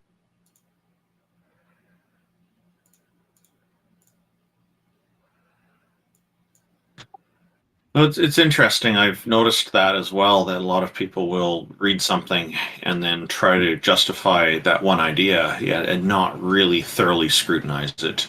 I think a lot of times religions will bring people in when they're very young so that they can indoctrinate them. And then it's easier to avoid the skeptical inquiry later. Yeah, I would say so. Paraphrasing a priest, but give me the boy, I'll give you the man. What did Christopher Hitchens say to that? Bring me that something or other. No, it's just their indoctrinations. I view the vast majority of religions as, very watered down cults. They don't like the C word, but, they are taking rules from dead leaders. But besides that, everything's going fine. Yeah, well, I think personally, I don't have any problem with people using religion as like a means to, guide their own behavior. Like Jesus, as written, was a pretty chill dude, right? But I think the problem comes in when people use that as a club to beat others over the head with. If you are Thomas Jefferson and you are going through the Bible and you are literally cutting out all of the nonsense and all of the bad, and you come away with the pamphlet that he has, then yes, I 100% agree. You should follow the moral teachings of the Jesus of Nazareth. Everything else, though, probably should just be checked. Yeah. Oh yeah, I forgot it's an open stage. I was wondering why it hadn't been kicked off yet. No, theists are raising their hands today. I mean, we've had a couple, but it's kind of not a bunch of them I think today. that because you guys started doing it only once a month, less consistent interest. So, yeah, I'll just say that something Christopher Hitchens said about Jesus, though. You're saying he's admired by a lot of people, but what's written about him is not necessarily so nice, because there's some pretty horrible things he's known for, too. Like Christopher Hitchens summed up, he said, "There's no hell mentioned in the Old Testament. The punishment of the dead is not specified there. It's only with gentle Jesus, meek and mild, that the idea of eternal torture for minor transgressions is introduced." That's a pretty horrific thing. This is not what a nice person would do. Yeah. And by the way, T-Jump, we did notice kind of a drop before we went to monthly. So I think we answered all the theist questions well. all the questions for today. It looks like Ape God is interested in joining us again. Thank you, Bishnell. Appreciate you joining us. Welcome back, Ape God. Sup guys again. So yeah, I was having a few more things in mind which I just thought of like sharing since there's not a lot of people waiting. So I remember T-Jump also talking about what do you call that? Like, yeah, Hindu cosmology, right? Where they make an accurate prediction about the age of the Earth. What do you guys actually think personally about Hindu cosmology? Because although I did laugh at Hinduism before, it sort of appears to me like to be more valid than things like Islam and Christianity, in the sense that the cosmology that they talk about even has stories that you don't have to aggressively reinterpret to understand things like time dilation, where there is a story where one human travels to a different star and then comes back and then sees that his society ages like 100 years. That's like a direct interpretation of time dilation and things. What do you guys think about? Well, as I recall, I think it was might have been Carl Sagan pointing out that the Hindu the scriptures, there's actually a pretty good guess on certain sizes of things, and the other religions just completely got wrong. So I guess maybe they had some people who were better at quantifying reality in certain respects who were involved in writing it. It does have its faith aspects, though. It has its goddesses and its gods, and that the supernatural component that religions typically do, though, that is still problematic. Correct. While I do agree with that, my idea behind this whole Hindu thing is like, you can make up your own philosophy, right, or your own hypothesis for the future. I'm not saying that that is 100% confirmation of Hinduism, but when you look at the other hypotheses like panspermia, for example, I think if there is any kind of alien intervention, I think that would be more relevant to, I think, Hindu cosmology, because I feel like maybe there could be some alien civilization that came down and gave us some knowledge and probably intervened in the process of evolution. Who knows?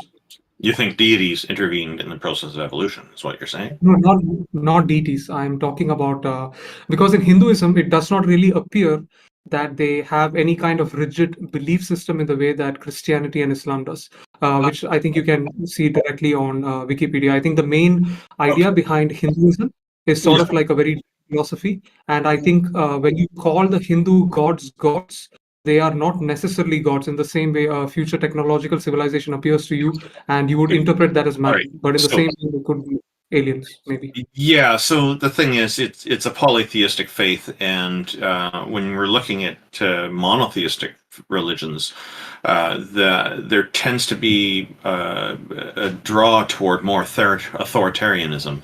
You've got this one deity that's super controlling superpower over everything, whereas under polytheism, you have different deities are focused in different areas. They're specialists. Some focus on weather, some focus on crops, some focus on military aspects, some focus on human development, whereas under a monotheistic faith, this one deity has to do it all. So you've got the differences there for sure. Now, when people will talk about it, they try to say they're not really deities is the next step they go to, or they say that but that's just because they have a requirement that a deity must have all these omni properties. That's an Abrahamic concept. It's still a deity. It's just doing everything instead of having it delegated or spread apart as a team or what have you, depending on the religion. Now, some religions do have a much larger philosophical component. So Hinduism certainly does, Buddhism certainly does, the Confucianism certainly does, Taoism certainly does, but then with some of the religions, if I take a look at Christianity, we see how poorly written the Bible is. The philosophical aspects of it just don't jump out at me from it.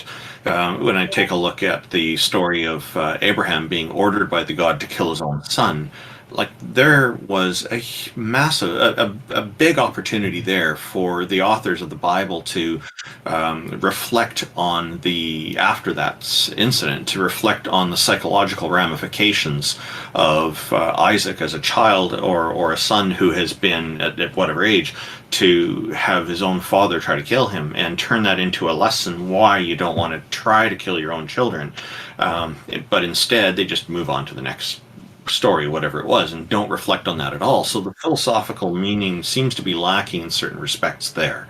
So it really depends on the goals of the religion and whatnot. In Islam, there's the goal of conquest and whatnot is more emphasized. So they have an aspect in there rather than philosophy.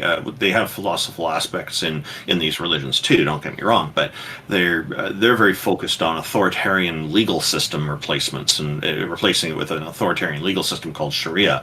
And and taking over the world and all this kind of stuff. Christianity, you could argue that it does that, but it didn't have kind of a systematic kind of thing put together. You have commandments and stuff, but it's kind of loosey-goosey compared to what Islam was trying to do. Islam was very intentionally trying to be another legal system.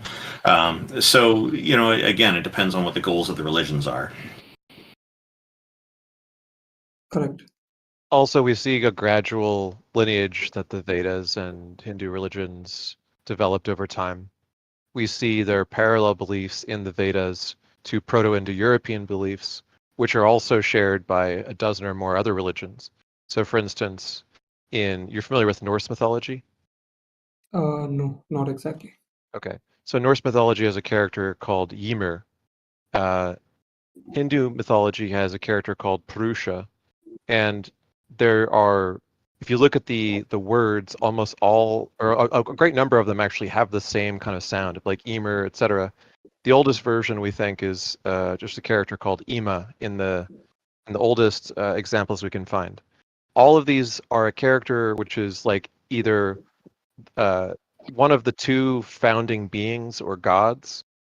One of them kills the other and turns its body into the world. And there's a version of this in, Tiamat being split apart by Marduk.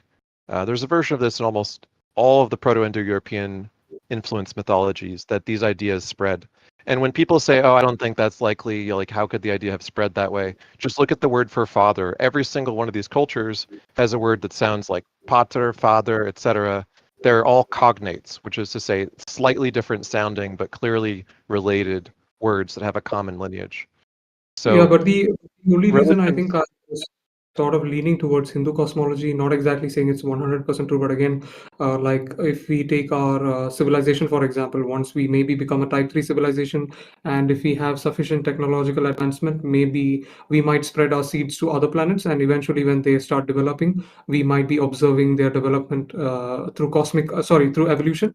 And we might eventually intervene in evolution, and we might appear in front of them, and they might not be able to comprehend our technology, hence developing a religion like Hinduism, and then they pass that story down across generations. That is sort of the thing that I am thinking about when it comes to Hindu. It's like an ancient, like an advanced technological civilization who are actually considered to be gods in relative terms to us, rather than being actual gods in the way it's described it in. sounds like you're reading that into Hindu mythology, but I don't take that from the Vedas from my reading. And like I said, the idea doesn't have the hallmarks of aliens that came down and landed and gave them the Vedas. That's not the actual origin story that makes sense. The probable origin story is these beliefs, like all the Proto-Indo-European offshoots and agricultural offshoots, came from earlier societies that had common myths which mutated as they spread. Yeah, that's possible. Although I still think there is a small chance that something like this could be possible and is much more reasonable to believe than, like, the Christian God or the God of Islam, where they apply these metaphysical properties. Right? This seems to be like more plausible than not. Yeah, as far as the possibility that you put forward that some culture could have been influenced by advanced beings or whatever, sure, that's plausible. Science fiction explores that. I played a game called Spore by Will Wright, the guy who made The Sims and SimCity. And one of the things you do in that is you evolve from a microcellular organism into an advanced civilization. And when you get into outer space, you can do the Monolith 2001 Space Odyssey thing and create your own little intelligent species. You can go down and talk to them and wait for them to evolve. And when they evolve to be smart enough to talk to you, you get to find out, how your kids turned out, basically. And the first thing that the intelligent civilization that I assisted to evolve did is declare me an infidel, because they believe in Spode God, and I am not Spode God according to their religion, and they want to destroy me. Despite the fact that I literally am their advanced alien creator race. They don't accept that because they're highly religious. So, I mean, it's a very funny scenario for humorous, interesting science fiction, and it might be part of our future. But I would put it to you that it's just a very poor explanation for what we see about world religions on the Earth. I know there's a lot of ancient alien people that like to watch the Gaia channel and think that the aliens are, leaving their fingerprints in glaciers and Anunnaki and all kinds of goofy stuff. But all that stuff is just like really, really piss poor and unevidenced. Correct. Yeah, that makes sense. Like, the problem is that when it comes to historical times and historical records, most of the stuff is based on anecdotes. So we can't really verify most of the claims. It just could be like made up stuff. And we know that made up stuff by people or reports by people are usually not reliable sources, right? To arrive at Yeah. objective conclusions. Yeah. And lastly, what do you guys think about the progress of artificial intelligence? Because I remember T-Jump talking about this on a discussion with another guy where he said that he's looking forward to a future where artificial intelligence becomes the main thing and like it'll solve all the problems in the world. What do you guys think overall? That's the Okay, so optimistic version. yeah, so this is I work in the computer field and looking after internet servers and computer programming. I do as well. I know a little bit about the AI space. It's the big problem with it is that it is being presented as something that it's not. It's being presented as an actual intelligence that's thinking and almost like conscious. It's nowhere close to that. It's what you're looking at. There's two factors to it. One is there's a user interface. You started out with spell check, which was a great advancement, and then we had grammar check, and we have linguistic analysis now. And so that's the user interface is linguistic kind of computations going on. And then the other part of it is the AI itself, the artificial intelligence part, that takes, you have a lot more data points available, a lot more processing power, and the algorithms are much more sophisticated because there's more processing power and more data points available. So data points meaning they just have more information, more data available, and so they're able with the algorithms to do quite a lot. And combining these two things together, it ends up looking like something that's very it's almost magical to people, almost mystical, and people have trouble differentiating it from just being technology because it feels so real. If you look in the 1980s, there was an early attempt at this kind of user interface with a very limited algorithm.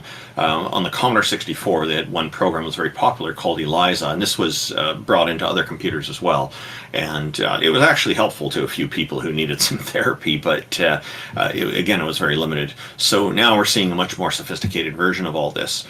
I think when AI can actually simulate emotions, then I think we'll start to see a lot more advancement in this. But there's still, it's still not going to be able to at this point replace us. I don't think it'll be a replacement. Possibly back me up on this because I think I've done enough research on this subject, and I think the consensus in science currently is that I don't know, Randolph, if you are ready to update new information, but if you verify all the academic papers published, it is in fact defined as intelligence because it actually has the behaviors of intelligence, like reasoning, problem solving, all of the stuff that humans do. And if you take ChatGPT-4 for example, you can give it a novel question that was never asked before. You can give it a context. It can actually predict the future, like make hypotheses, and it can also turn out to be right. It can do things in the same way that humans do. Because I think the artificial intelligence of 10 years back is completely different from the one that we have right now. It's based on reinforcement learning. It can learn just like human beings. Okay, so I didn't deny any of that or address any of that. It is artificial intelligence. I'm not denying that. What I'm saying is it lacks the consciousness aspect. And so there's a lot of algorithms involved that make it look like this. It looks like it's actually thinking and doing things. But it's artificial, and it's right in the name: artificial and AI, artificial intelligence. It is kind of simulation. Again, it's dependent on statistics and having all these data points and whatnot. When there are people who are doing stock trading, for example, they're trying to use algorithms to predict the future of the stock markets so that they can make more profits and so they can realize more profits. But again, these things aren't perfect. Are you saying that all the predictions that ChatGPT-4 is making are correct? Are they all panning out as 100% correct? No, that's not what I'm saying. What I'm saying is it is Well, very just to clarify, analogous to biology. they're better than humans at pretty much everything. So Exactly. are they 100%? No. Because they have the algorithms, they have more data points, more statistics, they can consider a lot more, much more efficiently. Yes, they can do all that. Faster. It's important I'm to not consider. disputing any of that. Well, the point It's is, important to they will consider replace counter. us. They're going to replace us at literally everything. We're going to be completely valueless. They will replace us. Exactly.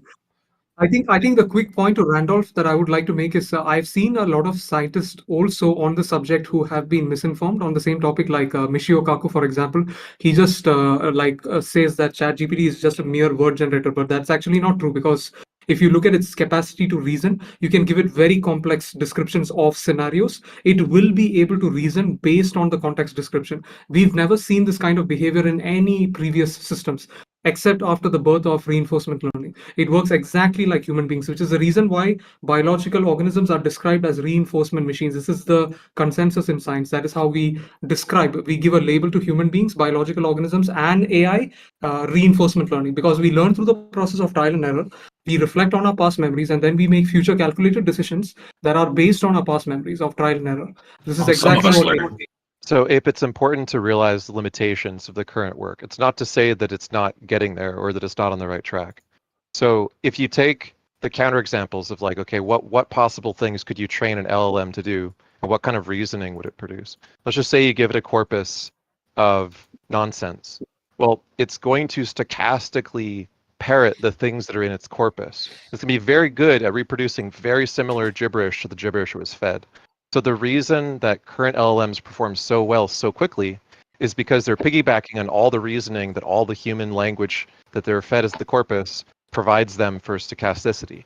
Now, on the other hand, if we see them doing reasoning from what they've been given to come to new conclusions, which we do, we can say we're on the right track. Like, this method does have the potential to produce greater than human But intelligence that or is already human-like achieved. intelligence. That is already achieved, right? Like, there are scientific papers published on that where AI makes novel inventions, novel discoveries. There is I also a get paper it. published. Yeah. Ape, I'm in the field. I follow the literature. I know what you're talking about. So, like, if we just take the most advanced current version of this, like Tree of Thought.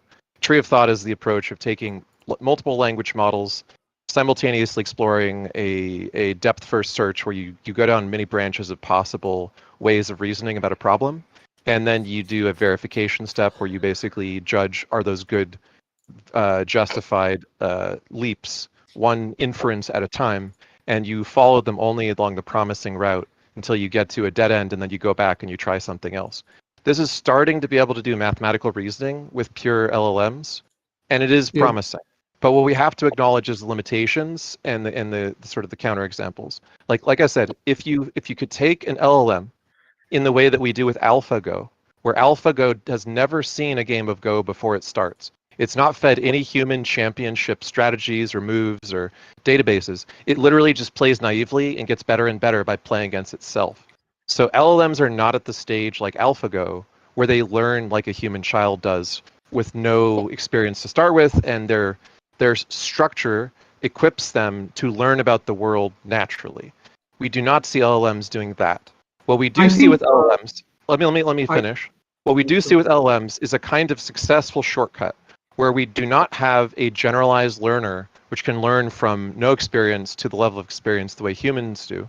What we have right now is a learner that we do a cheat where we give it all the learning that humans have accumulated in the form of all the knowledge that's correct and valid and sound, and then it reproduces similar things and reasoning steps based on the kinds of reasoning steps that are implicit in the stochasticity that it's providing. So And it just to seems to be able clarify, to I think do. his main question was, is AI going to replace humans in the future? The answer is yes. Yes, but it's not there yet, and we should be more measured in our response to what we have now. I think there are some misunderstandings here. I can even send you all the scientific papers, which are the current consensus. So when you talk about currently you gave the example of supervised machine learning. The whole reason why they stick to supervised machine learning is because they want to accelerate the learning process. But that is not to say that AI cannot be shown a corpus of text and try to identify structures in the patterns in the structures within that text. I think that was already done. Yeah, so I'm not saying it can't be done. I'm not saying that something like it can't be done or hasn't already been done to some extent. What I'm saying is that there is currently no example more advanced than, for example, Tree of Thought, like I just described to you, at doing human-like reasoning. And there is currently no example of one which can bootstrap from nothing to a full understanding of the world. And that's okay. We're going to get there soon. Well, I'm not we saying can't it's do that impossible. either. So Don't I don't know. misunderstand I what don't I even know if said. that's possible. What? To bootstrap from I think it nothing to depends what understand the IX. world. I don't think we can do that. Yeah, and in the same way that IX said also the other problem, right? Like you can use the exact same counter arguments against humans. Like when you talk about how AI takes the text data it's trained on, and then it spits out words, which is a common misconception, popular opinion. The same thing can be said about humans. We also depend on the input data coming in from the external stimuli. That comes in the form of like random observations in the environment, or for example, labeled data sets, which is like the textbooks that we get at school. That is the exact same thing. So like, it's no different. I agree with you. We are, I agree we are with you. only as good. Yeah, I agree with you. That's also how humans learn. That's why it's such a promising technique. What I'm saying is that for it to be conscious, for instance, there's going to be some architectural changes. The LLM, like, have you studied neuroscience at all? No, but I have done some Okay. research on So this. hold on a second. You need to think of this holistically. So when you want to make a comparison between A and B, and you know a lot about B, and you say, well, I know a little bit about A, but I think I know enough about B to say B can be equivalent to A. You're going to run into problems because there'll be tons of things about A you just don't realize aren't covered by what you think you know about B and how little you know about A. The parts that you're talking about, like the ability to produce language, are some of the things that brains do. There are other parts that are not just producing language, that are not going to be covered by the existing techniques. And what we think we have to do to go beyond the current language model approach is there's still a lot of work to do to get to something like consciousness and to get to something like a human learner that can learn from just pure experience all the way up to language. So that we're not there yet, and you don't want to overreach, what I would suggest to you is study cognitive science as a whole, as a discipline, including neuroscience. So the more we learn about the brain and the more we learn about deep learning and language models, the more we think that they are approaching biomimicry, right? We're on the right approach. Like neural networks are a good approximation of what the brain is actually doing. But it's not as simple as just saying, well, we know the fundamental algorithm, say neural networks is the kind of algorithm that it is, therefore we are the equivalent or superior to the human just because it spits out language that impresses us. So just a quick question to you. I'm curious to hear your answer. So do you think it is possible that AI won't have the capacity to have consciousness just because it is in a different category than human beings, which we are made of soft tissue and AI is made of silicon chips? No, let me give you an example. Let's just say that we get to the point where we figure out how to produce consciousness, and we pat ourselves in the back and we say we did it. We have the equivalent of Lieutenant Commander Data, or whatever you want to posit from science fiction, the ideal sort of human-like or better than human AI. We would still probably find it very important and valuable to be able to remove that component and have AIs that do our bidding without suffering and being enslaved in a way that would be morally problematic, right? So just think about, like, as much as I hate like the Chinese room arguments and all these like conceivability arguments that that Searle and others make to try to say AI is impossible. Let's just say it is possible. You still want to be able to produce AIs that don't have consciousness by understanding what elements constitute the consciousness part, and to be able to remove those so you still have utilitarian AIs that are not just suffering slaves. That's right. Does that make sense to you? We need non-suffering slaves. Right. So I would say we're at the point where we currently have some non-suffering, non-slaves who have good language production capability and some beginner level reasoning ability. That's great. It's exciting. We're on to something. We will get to the point of figuring out the consciousness aspects of the brain and biomimicry, reproducing those eventually, and we're on the right track because neurons do reflect the way brains work, but we're not there yet. That's what I'm saying. I think there was a recent scientific paper published also, which I can send you, based on discovering the minimum set of things required for consciousness. I think I saved the link. I can send it to you guys if you want. It was just recent, actually. And the other point that I would also like to make is when it comes to AI and consciousness. I don't know if you've also seen the current consensus in science being that we, based on the description of consciousness, right? Like there are multiple descriptions. One of the description is like consciousness is an emergent property of a system that processes complex information.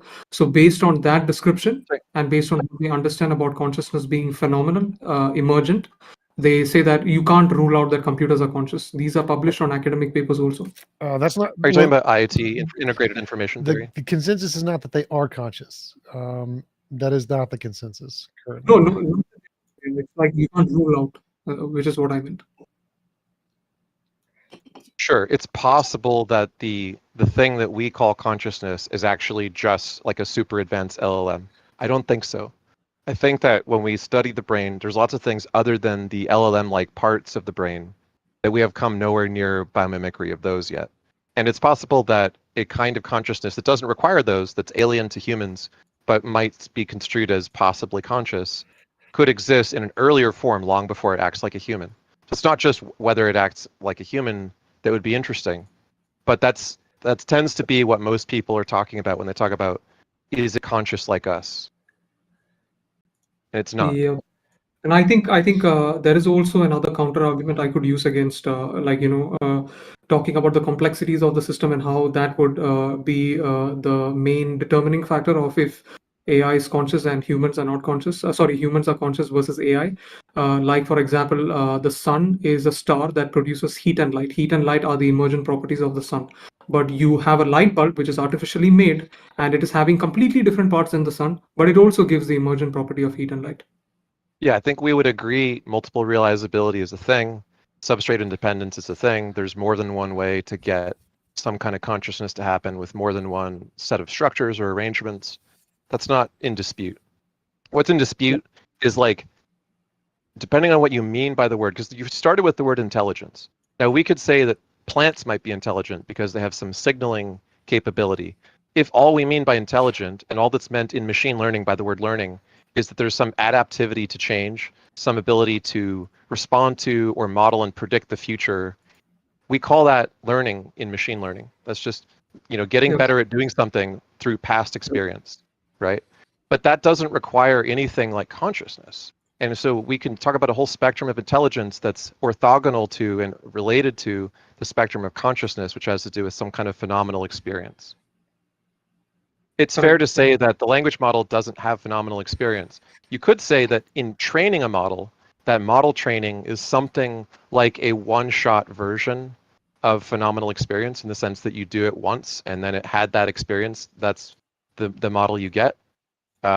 And there's an analogy to be drawn between the experience and the training of a model, but it's not a continuously conscious being in the way that a human being is that's constantly learning and adapting. I think that is also limited by the fact in the way it is deployed, right? Like when you deploy autonomous agents in a virtual environment, and if you supply electricity constantly, and if the simulation runs, then I think it can have a continuous experience. But I think these other systems that you're talking about, they are restricted in that sense, right? Like ChatGPT, you can have a chat with it, and after a while, it won't remember your past conversations if you create a new chat or reload the session. Yeah, so the way that you get around that is use something called a LangChain or an equivalent, which is basically an orchestrator of the language model, which creates a memory system. So it has persistent memories from one conversation to the other, and each prompt, so to speak, is just part of a big chain of prompts. The most advanced version of that I described currently is called the tree of thought, and it's able to do pretty decent mathematical reasoning, whereas before language models couldn't mathematically reason well. And we can imagine then there are some attempts to hybridize recurrent neural networks, which are a more continuously self-training version, with the current LLM approach, which requires a highly parallelized one-shot training that's very expensive. So people have sort of come up with a hybrid. The problem is that the hybrid currently is not nearly as good as the LLM approach, and so these hybrids don't work very well yet. But that's what we'll figure out in the future. It's not inconceivable or unlikely that we'll get there in the next, somewhere between 5 to 20 years. The question is, once we do, as I said, can we separate and distinguish what specifically makes it conscious? And can we continue to use AIs that are not conscious for our utilitarian purposes? Correct. Yeah, that makes sense. And I think my idea behind this whole thing with humans and when it comes to artificial intelligence is I think over billions of years of evolution, I think natural selection has to come to this point where the kind of systems that we have is sort of like optimized. I'm not saying it's optimized in every sense, but it seems to be optimized in many areas where, like, for example, your eyes, I think they have very high resolution optics, and but the difference between your eyes and a camera is like if a camera has high resolution megapixels, like if you take a photograph, a computer can be attached to like maybe a high megapixel camera or like a gigapixel camera, but it can also store video footage continuously with each frame having like very persistent resolution. But with human beings, I think we don't store all the photographs in high resolution or a continuous video input in high resolution. I think it is storing a very compressed version of the external input, and I Gets think parts. it only keeps the necessary important parts as part of our long-term memory, which I That's think is a very also- optimized. So can we move on to that's also part of other- language instead models. of continuing on AI forever? Just doesn't matter. Move on to the next. All right, next yeah, topic. sure. All right, see you guys. Nice talking. Yeah, thanks for coming up. We've got pancakes Great. now. Just that was interesting, and I think IX made a very important point about how there's the limitations are needing to be recognized. And I see with all the marketing over AI, artificial intelligence, that there's all the good points are being presented, and very few of the limitations are ever addressed or talked about in the media and whatnot. So there's both aspects to it, and thank you, IX, for bringing that up. Yeah, it's always fun to talk about. I don't think the limitations are important actually, because I think that the rate of growth is so huge that talking about the limitations is kind of pointless. We hear your pancakes. Oh, I can't hear him. My bad. Oh, he said hello. Oh, Hello, pancakes. Thanks for joining us. How are your pancakes? oh, I can't hear him. How's it going?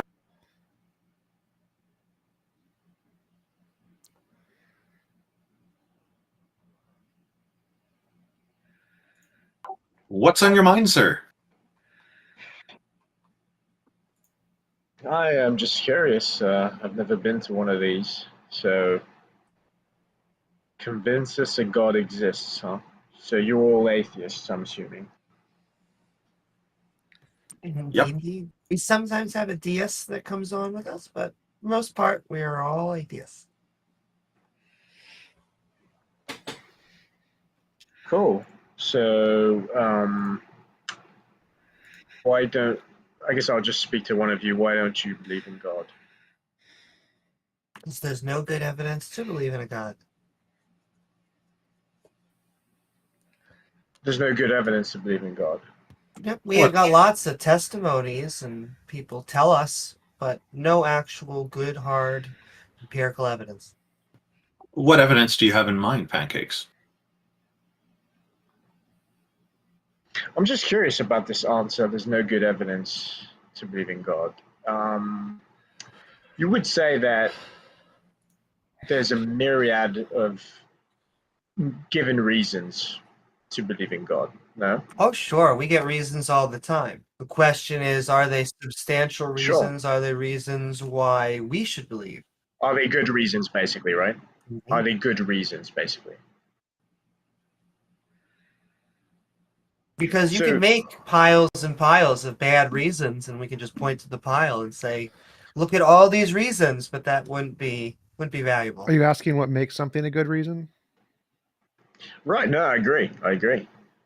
So I'm just curious, you're saying there's no good reasons to believe in God.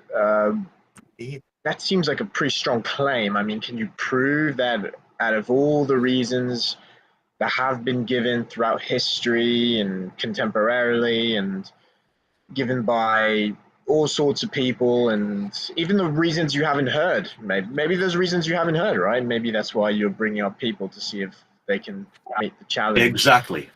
Can you prove that there aren't good reasons to believe in God? Yes. And the afterlife? Yep. Well, I agree with T. Well, I'll let T jump before I get. Yeah. So if we can prove all reasons don't work, and until you present one that we can't prove, and so until that time, then we have successfully proved all reasons, and by induction, there are no good reasons. Because I'm just saying, it seems like a pretty big claim that there's no good reasons to.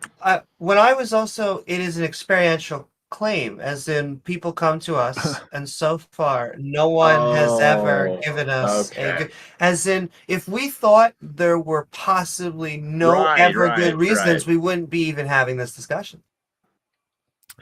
Hey, can There you guys could be hear me? someone out Can you there. guys hear me right now? Right. Yes, we can. Yeah, we So can. Pancakes, can you hear me?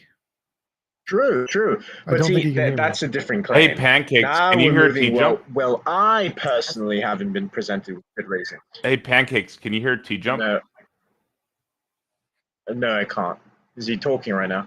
Maybe see if you have him muted. I doubt. It's probably the Discord issue where you have to like refresh the page. No, I don't. Oh, gotcha. Maybe I should refresh my. Should I refresh? Let me see if I can refresh. And then you bring me back up. Is that okay?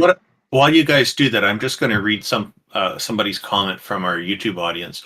Brian Stevens asked to Pancakes, have you looked at all reasons to not believe in God throughout time and possible future reasons?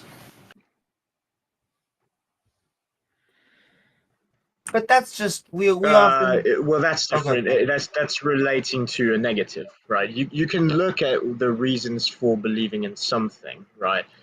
The reasons for not believing in something might look like something logical contradiction, which are far less numerous, right? You can agree to that.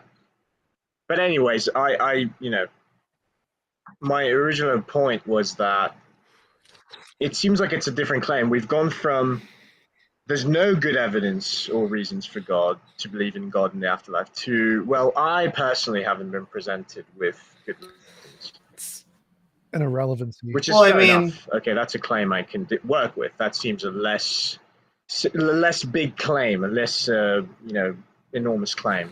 Yeah, can you ask him to refresh? Because I want to that, bring that up if possible and talk about that. Hey, Pancakes, can you refresh? Because T-Jump's trying to talk to you. Oh, sure. Sorry. Yeah, I'll refresh. My apologies. Thank you. Yeah, Discord. Yesterday, YouTube was acting up, and today it's Discord that's acting up, it seems. Okay, there's Pancake. And I know Can you that hear me now? both. Yeah, I can hear you. All right, so the claim there is no evidence for God. The whole point of science is to make strong claims so that they're easy to refute. So if you make very strong claims, if you provide one evidence, then we are defeated. Our position is wrong and we lose. And so, that's fine. The point of presenting these claims is to give theists the opportunity to be able to defeat us. That's it. That's all we're doing. Making the irrelevant additions like, oh, we don't know. No, but the claim, the claim implies. Yeah.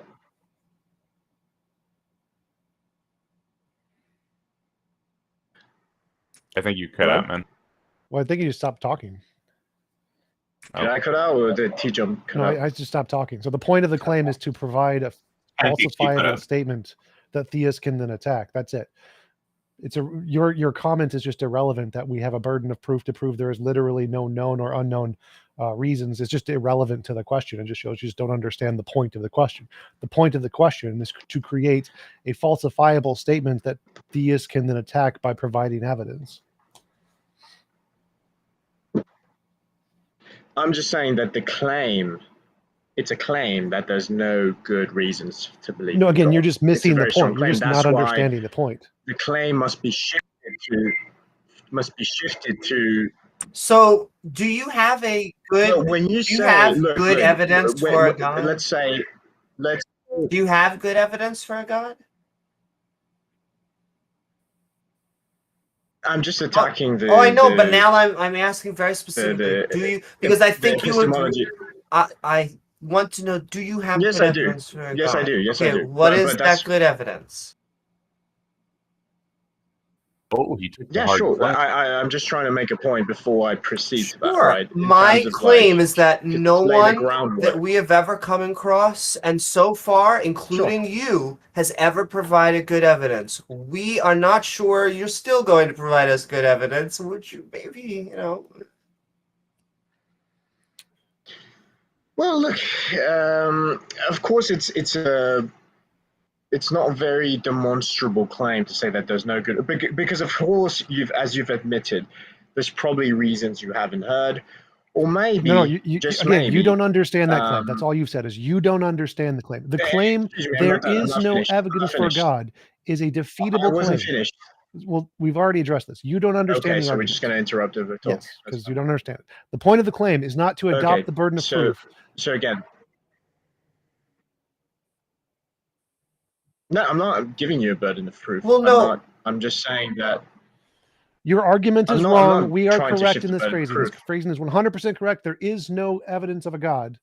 If you can provide a counterexample, then we're defeated. That's the whole point of the Okay, argument. You do not have a valid argument to try and claim that we need to prove there okay, are known but and I'm unknown. just saying that it's possible. Look, I'm just saying that it's possible for you to consider that maybe out of all the arguments, let me put it to you like this, right? Let me put it to you like this.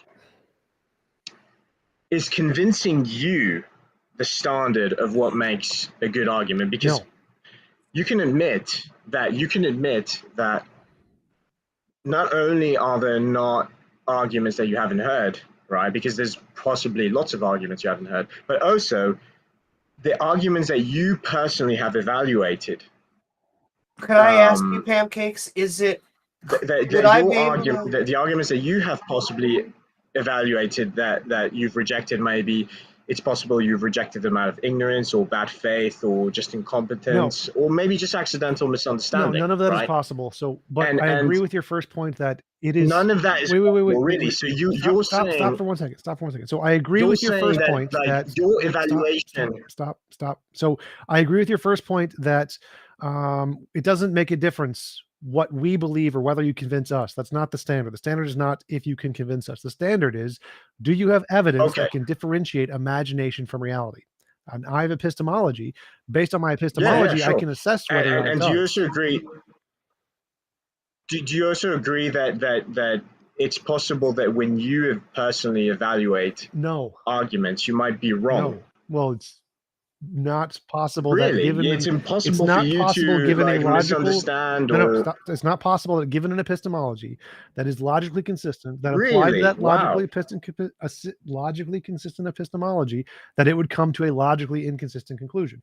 If you have a logical syllogism, That just seems insane, right? No. Because that just seems crazy to me. do Pancakes, logical would it be- syllogisms work? No, I'm saying, like, if I No, were I understand presented what you're with saying. a Stop. I'm addressing complicated... your question so you can do If I were presented logical with a complicated, syllogisms work. like, integral or derivative Do logical syllogisms formula, work? right? Yes or no? This is a yes or no question. Do logical syllogisms work? Yes. If you have an epistemology. Yeah, but if I were wait, presented... stop. If you have, If stop, I were presented... stop. Holy shit, stop. If you have an epistemology that You're losing, uses, bro. You're stop losing talking. badly. If you have an epistemology that is using a logical syllogism to assess whether or not evidence can differentiate good and bad, then is it possible for your You're losing stop badly, talking, bro. stop talking. Seriously. Last chance, or you're muted. This is your last chance. If you have an epistemology Okay. that uses a logically valid syllogism to establish whether or not something is good or bad evidence, is it possible to use that logically valid syllogism and come to an invalid conclusion? Yes, because Wrong, humans are flawed, idiot. and of Wrong, course humans idiot. can You get... can't use a logically valid Humans are syllogism flawed. and get an Wow, invalid conclusion. That's crazy. Moron.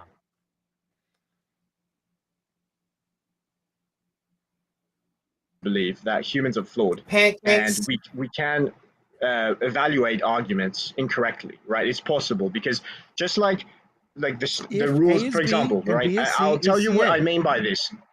I'll tell you what I mean by this. I don't care what you Just mean like by the it. rules of mathematics. Okay, I'm talking. Excuse me. Hello. I would like to explain myself now. Just like there are rules of mathematics that are set in stone and absolutely airtight, I can misapply those rules, and maybe, like, if I'm presented with an integral that I must evaluate, I can get the answer wrong. I can maybe miss a few steps because humans are wrong. Humans are flawed. What Humans does are valid mean? bad. Maybe I missed something. Maybe I missed What something. does Maybe valid there's something mean? that day when I was evaluating, I was. Can you please stop being talking over T-Jump and answer his expedient. What question when you're does- conversing with him? What does valid mean? It means the inference is valid. The inference is correct. which means that the conclusion follows from the premises, right? Yeah, sure. Okay, so if A is B and B is C, then A is C, right? Yeah, and Can I'm I be saying wrong that about in a that? complicated Can I argument be that requires a wrong lot of about that? unpacking. Stop. Can I be wrong about that? In a complicated argument that requires a lot of unpacking, no, yes, no, you no. can be wrong. In Absolutely. the argument I Yes, of just course. gave Just you, like I said. in Just like the I said. argument I just You're stop presented talking. with a mathematical. Stop talking.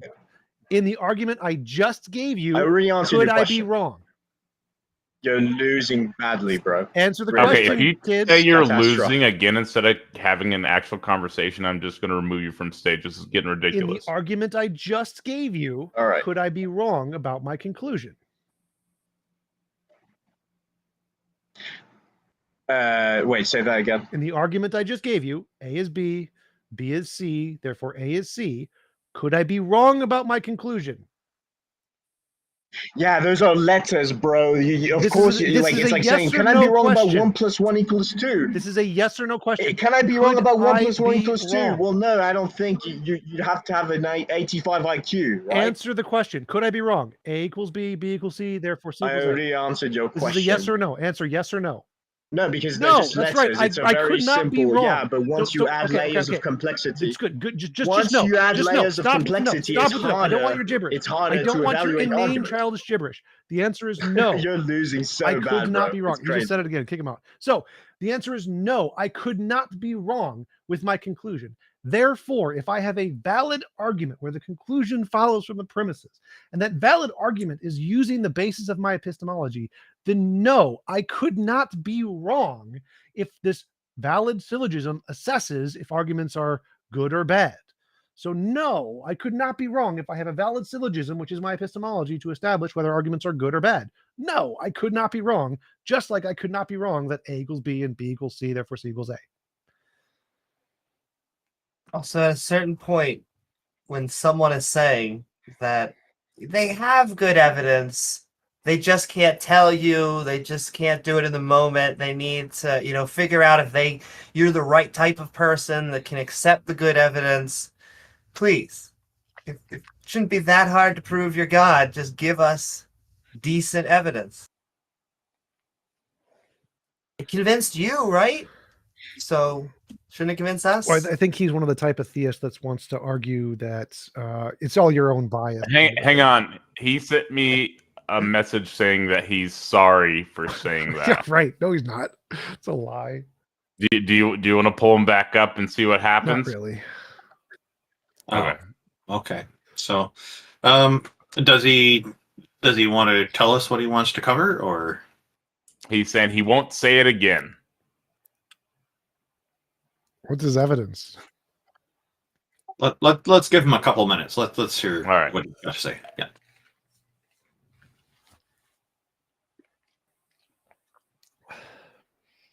Hey guys. So Hi, evidence? we just had a review of logical Yeah, syllogisms. wait. So, look, my only point, right? Yeah. Yeah, no. Look, my only point was that it's not about A equals B equals C, right? That's perfectly fine. I'm not talking about the rules. You're talking about the rules of inference, right? Oh, wait. I'm talking Pancakes, about before you applying go those forward, before we even get back into that, just please, succinctly, can you just explain what convinces you that a God exists, and should that convince us, or is that personal and you think there's a different reason we should believe for a different reason? Yeah, sure. Well, it's getting to my point. Yeah, it's actually, yeah, Okay. because for example, I'll tell you what, just like we're here, right? We're laymen. I would imagine. Let me ask you this: do you all enjoy the wonders of telecommunications, being able to talk on Discord, and just enjoying this wonderful technology? I enjoy it. T-Jump, It isn't a wonder to me because I know how this stuff works, but I do enjoy it very much, and I see it beneficial, and I think it really does help What would you a say lot more than it causes problems. So, right, I agree, 100% agree. What would you say is the theoretical basis of this? It's electromagnetism, isn't it? It's a lot of different that makes things. this technology possible. There's it's a lot of different contributions to science over the years, over the decades and centuries. Electromagnetism is certainly one of them. Sure. You would say that the inventor of the person that formalized the discovery of electromagnetism, you would say he's a pretty smart cookie, isn't he? Just because somebody discovers something doesn't mean that they're highly intelligent. Stupid people can discover things too. I think it happens to be that person was quite brilliant. What's your argument? Just I tell think we us. have to Tell give us your argument. Max- What's your argument? Give us good arguments for God. Good evidence, please. Well, look, just like you've been presented by your admission with many bad arguments. That was your admission. Sure. You've been presented over the years with many bad arguments. Of course. And you say that you've applied the laws of logic perfectly to these arguments. Yep. And you've evaluated them on their own merits. Yep. And you came to the absolute sound conclusion that they're garbage. These arguments are invalid, unsound, garbage. they're garbage. Well, including this conversation so far, we still do not have any good evidence for God. Right. So I'm just saying that, So give us one that's valid and sound. Like just give us one, valid and sound. Go. Sure, you have someone that like Maxwell, right? Who's the inventor of electromagnetism. I don't care. Or someone, I don't want to appeal to authority. Give us. I can send you an article, right, by the Examiner. I don't want an article. Which Tell us your lists the 10 smartest people alive today. The 10 smartest people. 6 of them are Christian. 8 of them are atheists. Therefore, God exists. Okay. And then you also have someone like Alexander Pruss. Hold on, I'm not done. I'm almost done. You wanted me to give you an argument. What's your give you the argument. Here's the argument. What's the argument? The argument is that I'll send you. Actually, you know what? Let me put the article here. So I'm going to address a point that you made. Here. Just because people are smart, like there's a guilt by association fallacy that occurs. People will say, and not necessarily guilt, but you're associating people by a group. You're saying, okay, it sounds like you're trying to say more of these people who are smart and discovered things are intelligent happen to be Christians. It's like you're trying to curry some favor for Christianity. Right? Hang on, we let you talk. I'm just talking here. So it kind of sounds like you're trying to show favoritism toward Christians for this. In those old times when early discoveries were made, it was normal in those societies. It was normal for people to be expected to be Christian in many of those societies. And if you weren't Christian, you didn't get work. You couldn't survive very well in society. So, there's also a question about whether those people really were truly Christians. It still doesn't matter. What matters is that the person made a discovery, or they contributed to scientific advancement. Whether or not they're a religious person doesn't matter. What matters is that they were capable of doing this, and they did it. You asked a question. Okay, so my answer to that is two points, right? The first thing you said was, well, everyone was Christian back then. Well, no, I'm talking about people. I didn't say everyone.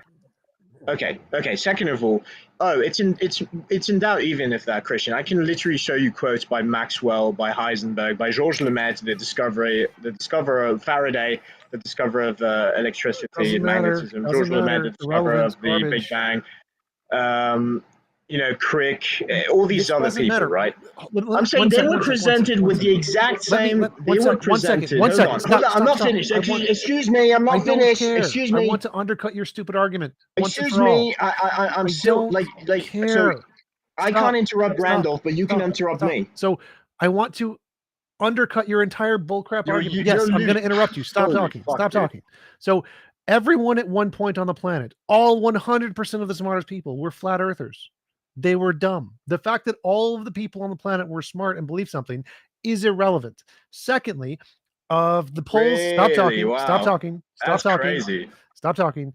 Most of the people right now on the planet are atheists. If we look at the National Academy of Sciences and the Royal Society, the two highest bodies of science, 95% of them Source? are atheists. Stop Source? talking. Holy shit, this is not being hard. We're going to kick you. Source? We're going to He's kick giving you you the again. source. We're going to kick you again.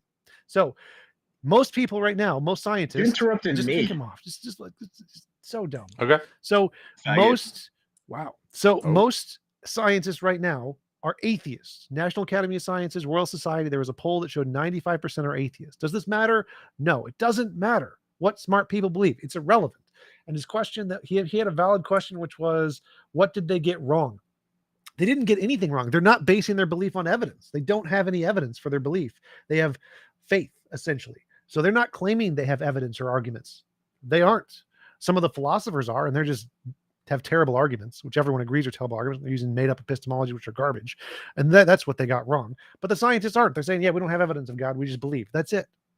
The consensus in all scientific fields is there is no evidence of a God. And those scientists agree. So, I wholeheartedly agree with T-Jump on this. Now that guy, it sounded like he called us faggots on the way out. So please don't say that word. I'm working on the back. Okay, he's not interested in having him back today because of that.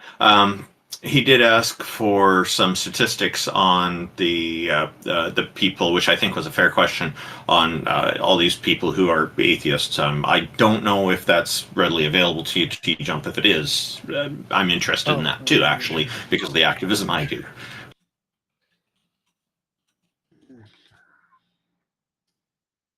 Oh, Hello, hi Nothingness. everyone. Nice Hello, to be here. Nothingness. Welcome. Thank you for joining us. Yeah, thanks for having me. So, yeah, I mean, I'm basically currently a sort of panentheist that based on Platonism. So, I mean, because I think for grounding normativity, you need to have you need to have some sort of first principle. But yeah, Christians take it in more personalistic direction. So I wouldn't agree with that. That it's it's the person, but but I would say that for grounding normative claims you would need some sort of first principle form of the good or the one. Yeah. So I mean that's a very short argument, but yeah, I can uh, argue against like empiricist epistemology and other other ways.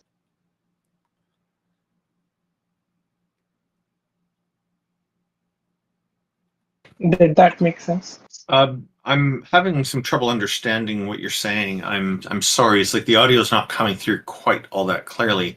Is it possible that you could try to adjust your microphone and then phrase it again for us, please? I'm sorry. Let me try. I'll try to change it. Is it better now?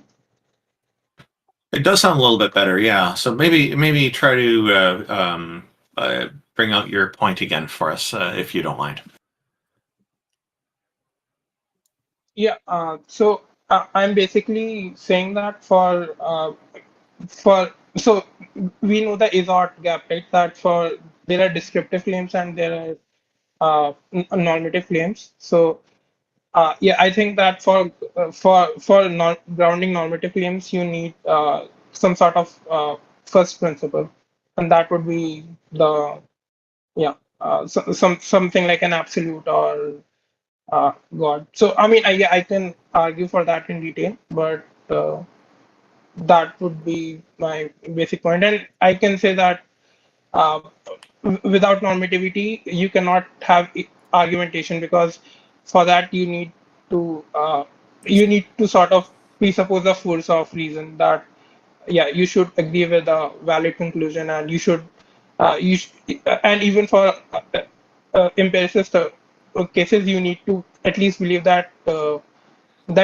evidence should be followed. Like I mean, like Hume said, that the person who proportions his belief to evidence uh, is better, is wiser, something like that. But that is a normative claim, so So there's a it still requirement. cannot be grounded. Okay, so you have a requirement for normativity, as you say. What do you consider normativity to be? Normativity, so it would be something like how things ought to be. So there is something like how things are, and how things ought to be is yeah. So normativity would be how and it would be it would be linked to telos or something like the so I mean, yeah, you can say that something like proper functioning if you are in Aristotelian, that something which the end it is going towards, so how it ought to be and how it is deviating from that. So that would be something like what is normative, or that how you should follow logic, or you should believe in evidence, or uh, yeah, or you should proportion your beliefs to evidence. So that would also be something like something anything has how things ought to be or how things should be. So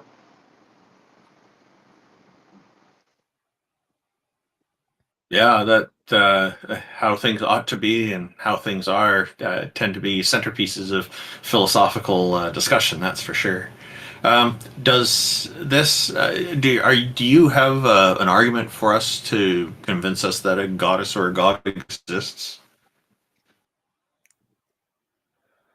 yeah, so I mean, it would have to be argued with along with the ontology, because you need both something like an ontology and epistemology to ground any uh, to ground your claims. So basically, in a I mean, I think Plotinus system is very simple to explain. So that would be something like the one or the first principle, which is completely simple and has no differentiations, because and which is the source of all the which is the good itself, and that is the source of all the forms, and those forms are then Can coming I down to ask nature. nothingness? Is this what convinced you a god exists?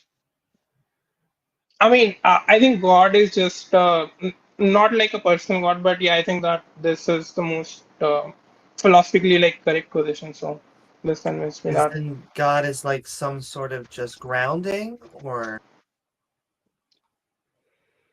No, I mean it is because it is so I think God functions as a source of authority, right? So I can say that in some sense it is similar, but yeah, every religion would have different conceptions of God. So I can even say that in Buddhism, that the nothingness they have as the ground of being is also same as the one which is same in sort of similar in Vedanta. So I mean, I'm like a perennialist. Like I think there is something core that all religions are getting at. But yeah, every religion has their own rituals and their way to getting it. But yeah, it functioned as a source of authority. So I can say that since it is the first principle, it functions I will say as the source of authority as God. Yeah. there is a kind of opposite to that with the atheists. We believe that, not all the religions can be right, but they sure all can be wrong. So maybe it's the opposite of what you're thinking.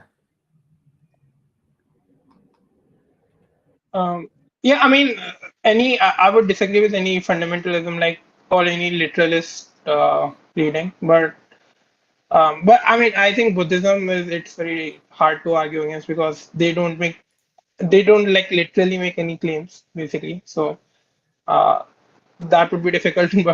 But yeah, for most religions, if they make positive claims, but that is difficult.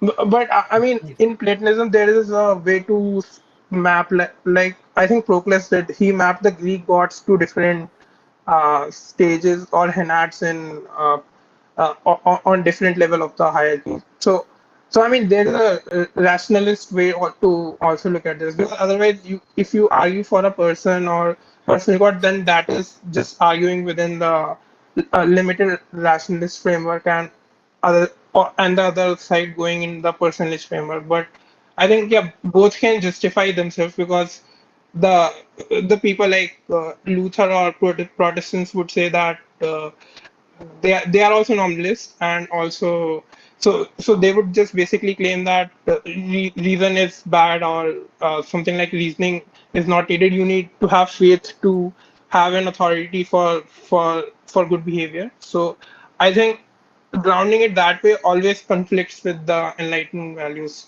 or something that comes from the enlightenment.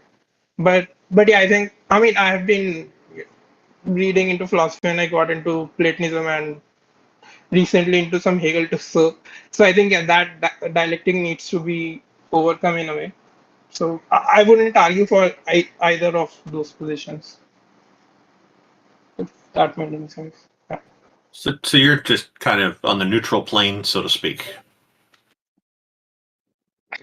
Yeah, I mean, nobody can be completely neutral, but yeah, I try to avoid one-sidedness and positions, or try to question why any uh, why the same why this position can, which presuppositions any position is resting on. So Which deity or deities, goddesses, gods are the most compelling to you? I mean, I'm an Indian, so from my tradition, yeah, I would say that Hinduism is pretty good, and it's a polytheistic religion. It's I mean, yeah, if I can get into some polemics with Christianity, that it's not an exclusive religion, and we have had a history of multiple religion mingling together and also having rituals to do. So yeah, I mean, yeah, that would be my preferred religion, because I'm embedded in that social historical context. So, but yeah, I wouldn't force it on anyone else. Okay, so in Hinduism, you could pick any or all or just one of the goddesses and gods there. What do you think is a really good argument to prove that, or to convince people that this one or more deities is real, and I guess which one is it? Yeah, I mean, it would so. It would be a psychological reality in a way. So you have the trinity of Hindu, Vishnu, and Mahesh. So you can think Hindu, Vishnu, and Brahma. So Brahma you can think of the creator. Then there's a preserver of the universe, and then there's a reversion or the destroyer. So from uh, so in a way you can also map it into the principle of like procession and reversion and abiding. So it is basically in polytheism is in a way to decenter yourself, like, because if you're starting from yourself you cannot get any normativity, so it's sort of like decentering yourself to have so so in religions, which what they teach is they are not like literal claims, they are more like normative claims, that if you have this sort of psychological makeup, so you would more go to more align with that particular god. And yeah, so people worship different gods based on what their psychological makeup is, and it's yeah, I mean, it is sort of a pragmatic argument that it is giving people a way of life or rituals, and that way of embedding so that they can have purpose and meaning. And if you don't take it literally, then yeah, you can use. So those are also truths, like eternal normative truths, but yeah, not to be traditions, but yeah, to be updated with the times, to be compatible with current society too. So it sounds like what you're saying is to not take it literally. I guess various scriptures and things about this, about Vishnu and the others. If am I understanding you correctly? Yeah, like they are not uh, in some different plane living as an anthropomorph. Like they're not like us in a way. They are, yeah, they are uh, eternal psychic realities, or uh, yeah.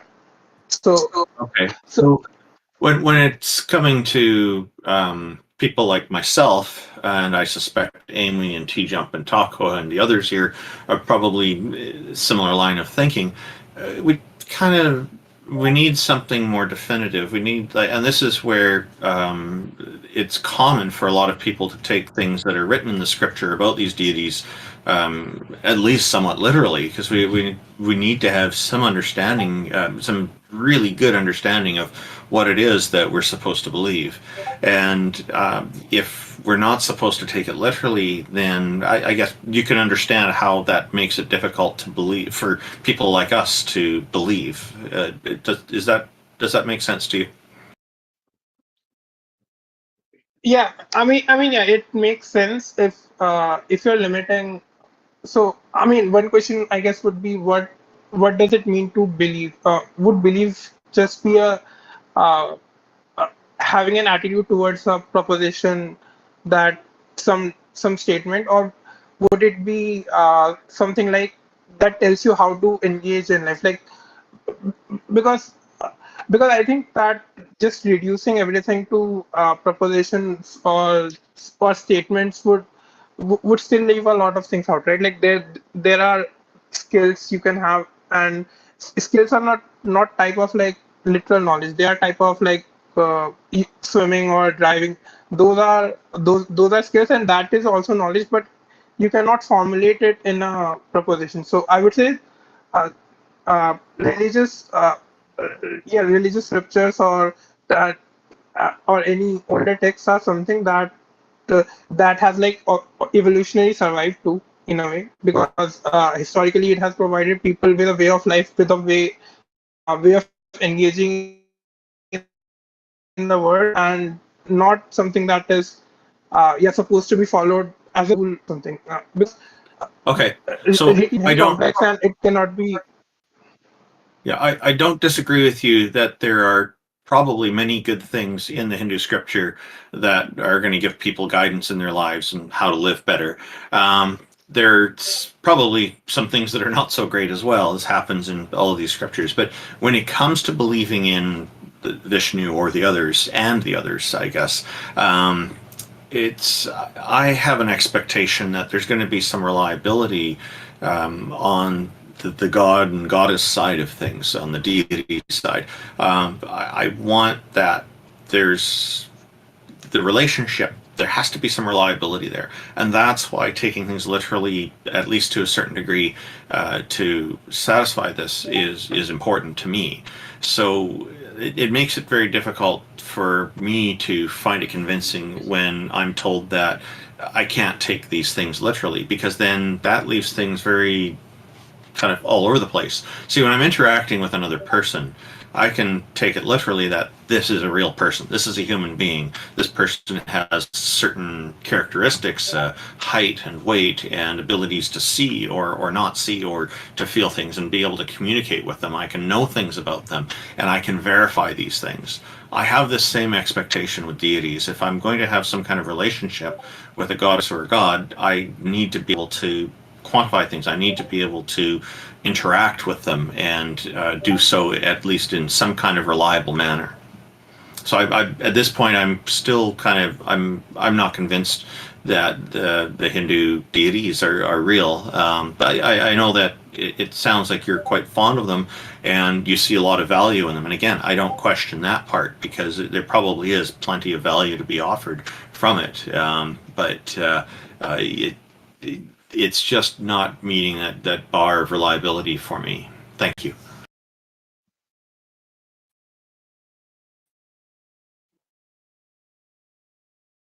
Of course, I don't think you can have like certainty about yeah these things. And in a way, since I'm making a perennialist move, so I would I would say that it is also a valid position that yeah, if you want to have a sort of Cartesian certainty, or that sort of reliability is not possible. Uh, but I think the way that if you believe believe not in like in the propositional sense, but in a way of life sense, that you can that can manifest positive results, or which believing in them can make them real in a way. So there is a reciprocal dependence on it. It's not like It sounds like your audio is cutting out. they I'm sorry. exist because if you don't believe Uh, acting your acting in your audio is cutting out. We can't understand you because your audio had just started cutting out about 30 seconds ago. I'm sorry. let me try to improve it.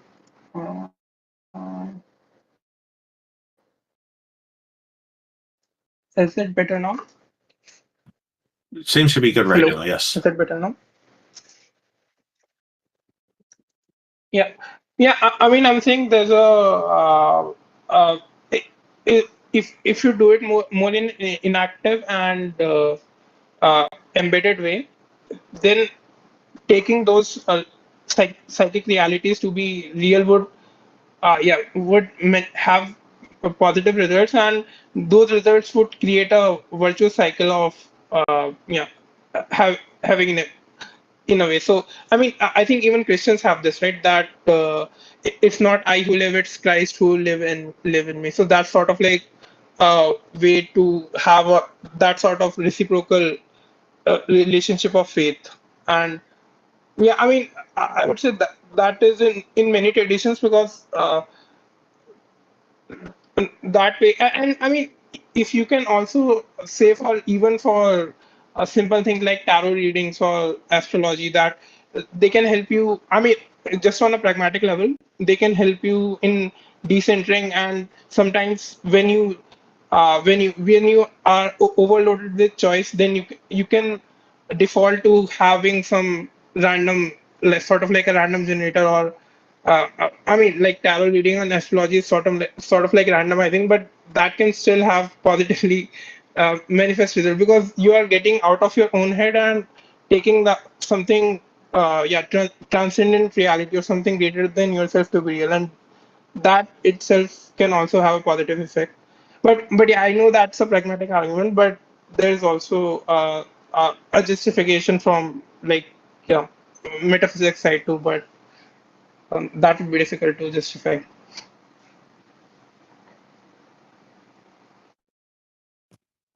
Amy or T Jump, did you have anything you wanted to ask about with nothingness or nothingness?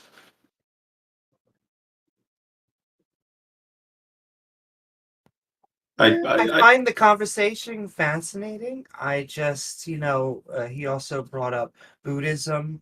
I find, there are a lot of atheists sometimes that get drawn. There's nothing, that says that you can't be an atheist and have a religion. Shout out to Teach Ups Atheist Church. And so, you know, I am open-minded to that type of view. It's just towards some of the literal interpretations of Hindu gods and stuff that you start to lose me. So it's a give and take.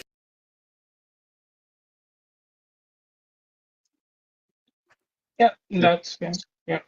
Yeah, the astrology stuff certainly is viewed as superstitious, and I guess it's compared with astronomy, but they're very different fields. Astronomy is on the scientific side of the fence, and astrology is on the superstitious side, of course.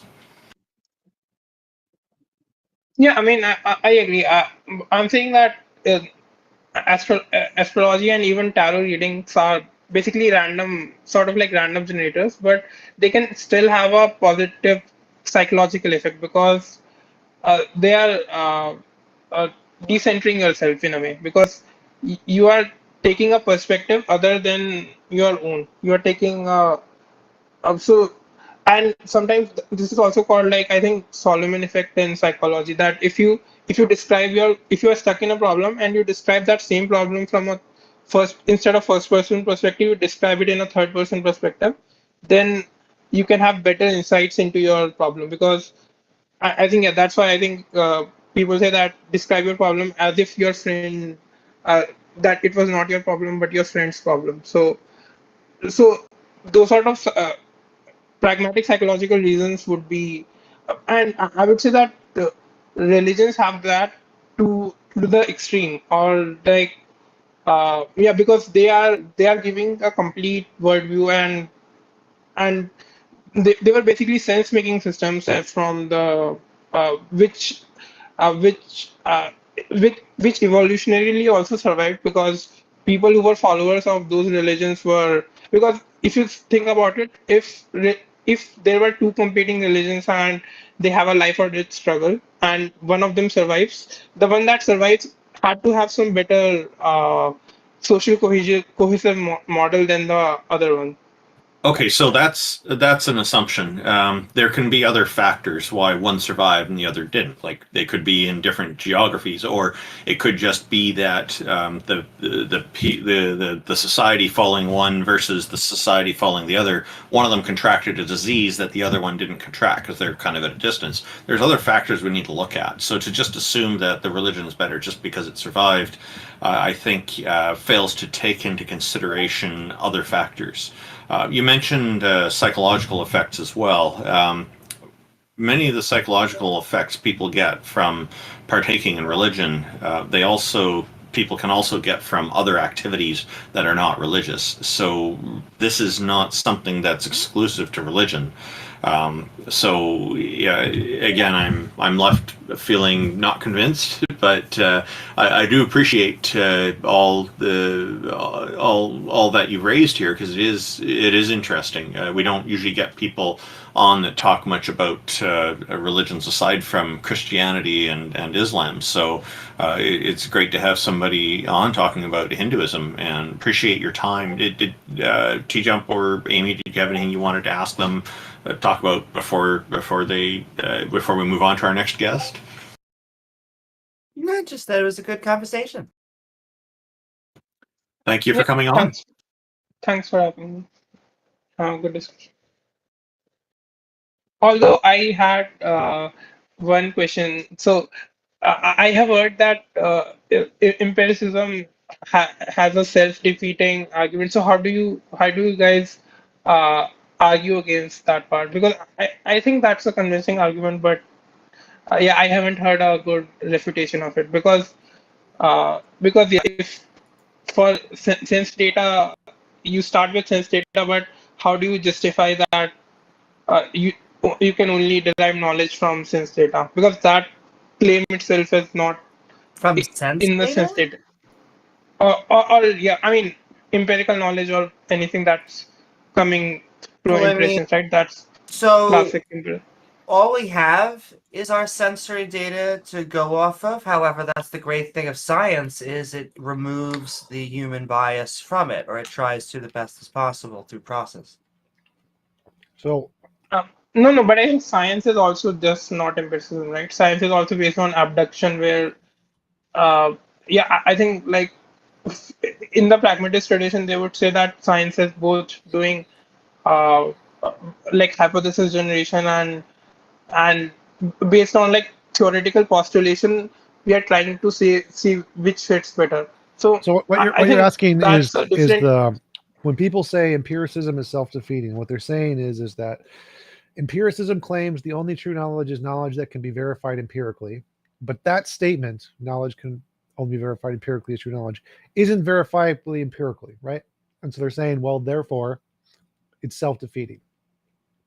But that doesn't matter. It's irrelevant. First, for two reasons. One, empiricists have always granted analytic knowledge. So if you just go to logical positivism on the Stanford Encyclopedia of Philosophy, it will say they grant analytic knowledge. You can know things about conceptual things just fine. But true knowledge is things that correspond to reality. Conceptual things don't correspond to reality. They correspond to your imagination. And so when they say true knowledge is the things that are only empirically verifiable, that doesn't include analytic knowledge, because analytic knowledge isn't correspondent to reality, it's correspondent to imagination. So it doesn't make a difference. Secondly, the knowledge part of the claim is just completely irrelevant to the analytic truth. So like there's the methodology of how to gain knowledge, like a science. Science isn't true. So if you're using science, you wouldn't say science is true. And so the statement that only true knowledge can be gained via sense experience is the methodology. So that isn't a truth statement. It doesn't matter to the sentence. It's just phrased in a way that seems like it's a truth statement. So it's completely irrelevant in both ways, and it's not in any way addressing empiricism.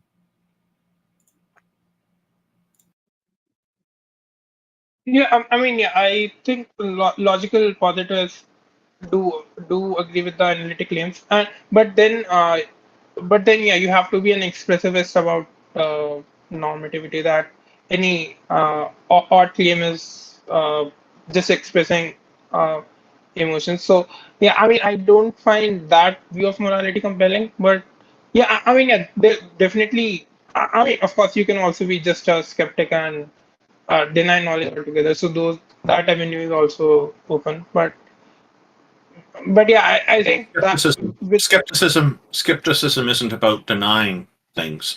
It's about trying to ascertain whether something is reliable, and more of that. I think it's the cynics who tend to deny everything, and there are some people who do conflate cynicism with skepticism, but they are very different things.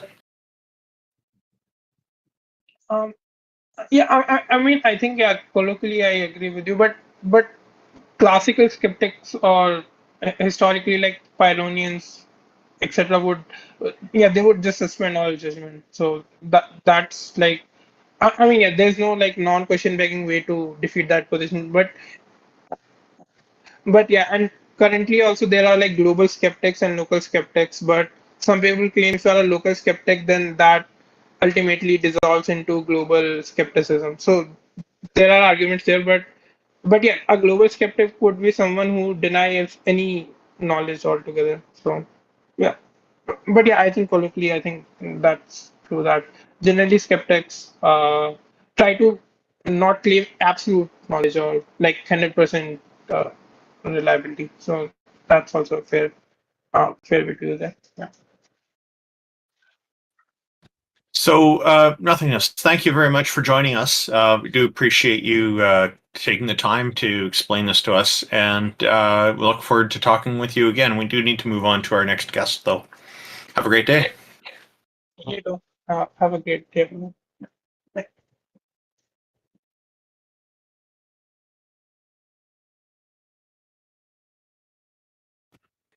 Okay, Cinder Falls. I've invited you up. Hey, welcome. Thank you for joining us. How are you today?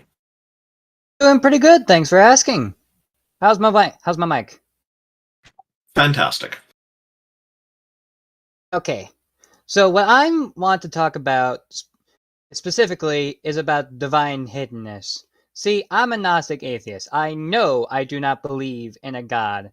And when I say God, I mean supernatural entity, because God is simply a title. And depending on the context, an arbitrary one. Got that?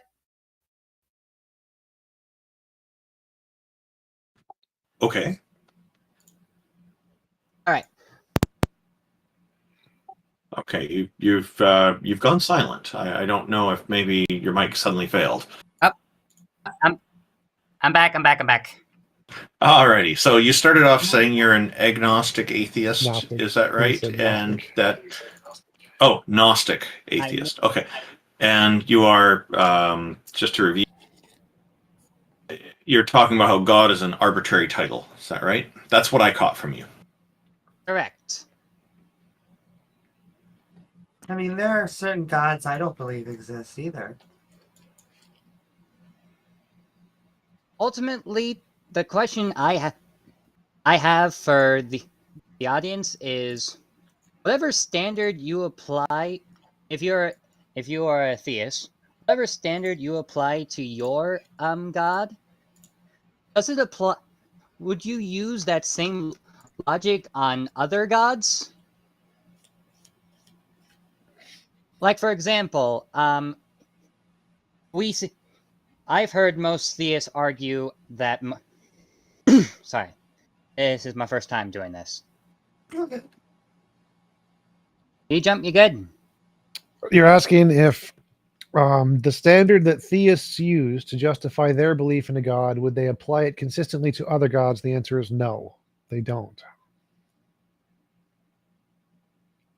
Yeah, I was hoping honestly, I was hoping to interact with someone who is a theist and ask them questions regarding their faith. And you need to go find a theist. Effectively be part of the Messages. group.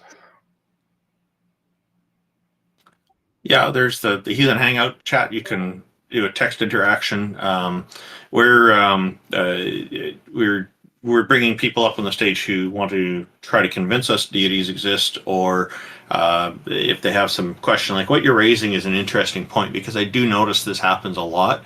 That and T Jump just answered you there correctly, I think. That a lot of the time they'll discount all the other religions and have all kinds of reasons why the other religions are wrong about their deities, and that their deities don't exist, but they make exception for their own. So I guess what you're highlighting here is the fact that an exception is being made to the standard that they require of everybody else. It's kind of almost like hypocrisy, right? Pretty much. It's a fair point. It's a valid point. It happens a lot. And to be fair, they're kind of stuck with a point, particularly in the Abrahamic religions, because the God of Christianity, for example, has to be the only one. There's no other gods before him. And a lot of them think of that as meaning there's no other gods or goddesses anywhere. Their God is the only one, absolutely. So, of course, it would be problematic for them to then go believe in the Hindu gods and goddesses at the same time. That would be a contradiction. So instead, they just take a preference with their own Christian god and then discount all the others. Yeah, I completely see that. And when I talk to Christians, I ask them the following question. Okay, so there's a story in the book where the Old Testament specifically, where Elijah or Isaiah, some prophet's name with an E, goes to the disciples of Baal, and he commands them to build an altar to their god, and then he would build an altar to his god Yahweh.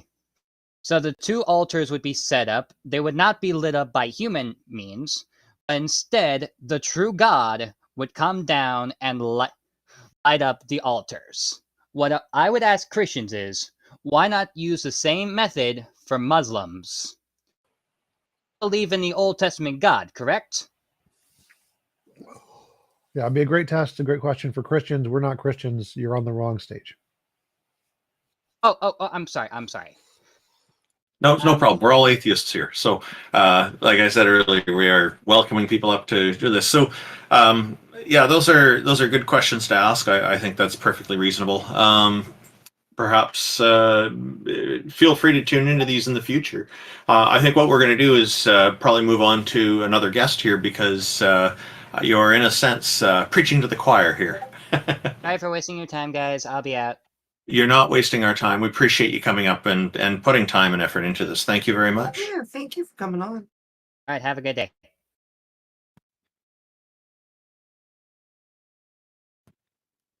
So, Stu Griffin, welcome. Thank you for joining us. How are you today? Doing all right. How about yourself? Pretty good. What have you got for us? All right. So I'm in a similar boat as the previous speaker, but I heard that there were no deists here. Now, I admit I'm an interesting mix. I would call myself a Gnostic atheist, agnostic deist. And I think it's because I've defined myself into a hole, where a deity would be a supernatural entity that doesn't interact with humanity personally.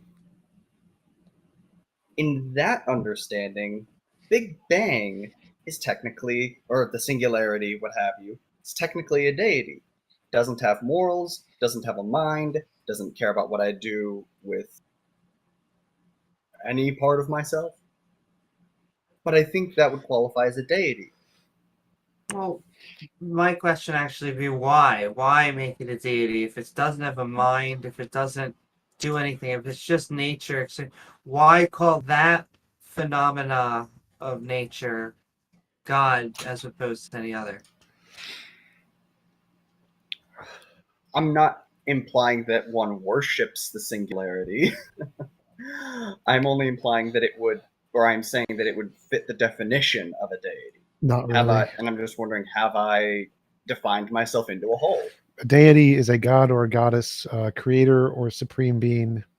The singularity isn't a creator. It isn't a god. Has no mind. So no, it would not be a deity. You don't worship it. Doesn't meet any of the definition. If you just go to dictionary.com, it's not a deity. No. It is, as I understand it, it is a being. Must a being have a mind? Nope, but that's not what we mean by God. God And to has say a that the mind. Big and to say the Big Bang is a deity, I think would be a very difficult thing to argue for because it looks more like an effect resulting from a long time ago from something happened. It's not the Big Bang happened. It's in our past. It's not happening now as well. But it's an effect. It's not a being, as I understand it. And one of the problems I have with theism is generally they tend to be anthropomorphized concepts that then answer things that we just didn't know. Like, how did humans get here? Well, you can say that. How did lightning happen? Well, you can say that. How did the universe itself? It was a fill in the blank. But if we have shed so much of that, that we are now just looking at natural phenomena, why try to reattach that label when we've actually spent all of this time? Just, to me, it just feels like baggage. And so if it wasn't a creator, if there was, it was just a expansion event that, while it, as far as we can tell, either our local universe or the entire thing, why not just let the be physics instead of some, something else? Say it's fantastic, awesome, amazing, but not supernatural. I agree. I agree. I don't know if it is supernatural or not. It may be that before instantiation of space-time, it's not fair to call it naturalistic laws or not. So, What? in that sense, being what do you outside of mean? our current instantiation of space-time, it might be supernatural. Again, not a mind, purely physics or applying to whatever beyond space-time rules there are, kind of like we have the laws of our space-time instantiation. So the consensus in physics is that space and time is emergent from something else, which is also physical and natural. So doesn't need to be in space time to be physical or natural. Agree.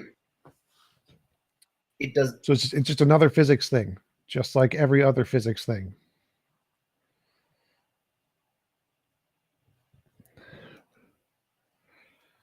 I think we're getting I think the contrapositive is wrong here. I'm Well, not my saying question that is, what does calling it a deity do? Like, what, or for you, for me, what do we get out of it instead of just completely shedding that concept entirely?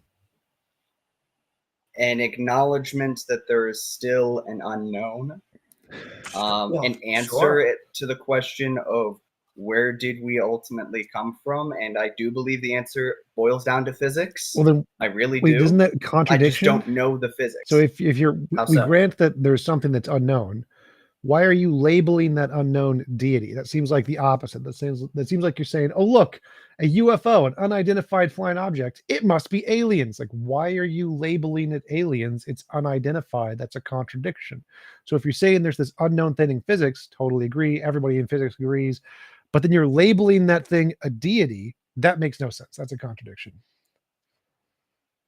I would say the analogy is off. You're pointing at a thing and you are identifying it as an unidentified flying object. There, I would say there's a contradiction. You are putting the label on the thing as an unidentified flying object. Yeah. Not, therefore, an alien. That's a third step. I only think I'm going 2 steps. Singularity. Deity isn't an nothing more. unknown object. Deity is a god.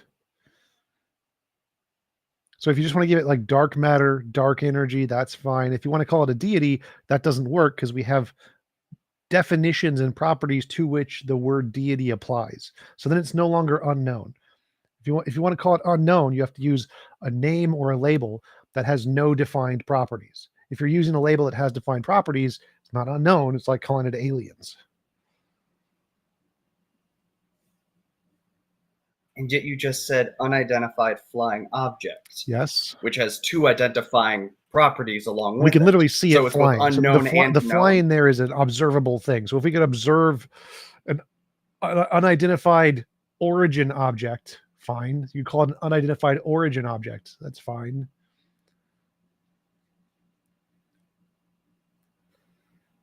If that's the word definition where we have to say it, how is that different from a singularity? Well, And singularities. I guess I'm also Singularities have lots of different properties, but deity does not work. Deity fails to be that thing because deity has properties of God. Deity is synonymous with God, but so deity would not be an appropriate label for that thing. Unknown origin thingy, sure. Singularity, there's lots of properties for singularities, so that's like more of an actually known answer to what that is. But deity does not work. all right. You mentioned earlier that you are both atheist and theist. No. Gnostic, atheist, agnostic, deist. Oh, I see. Okay. I like any sort of personal deity that has a relationship with humanity. Yeah, no, that was a fever dream, ayahuasca, bedtime story that got blown out of proportion. No contest here.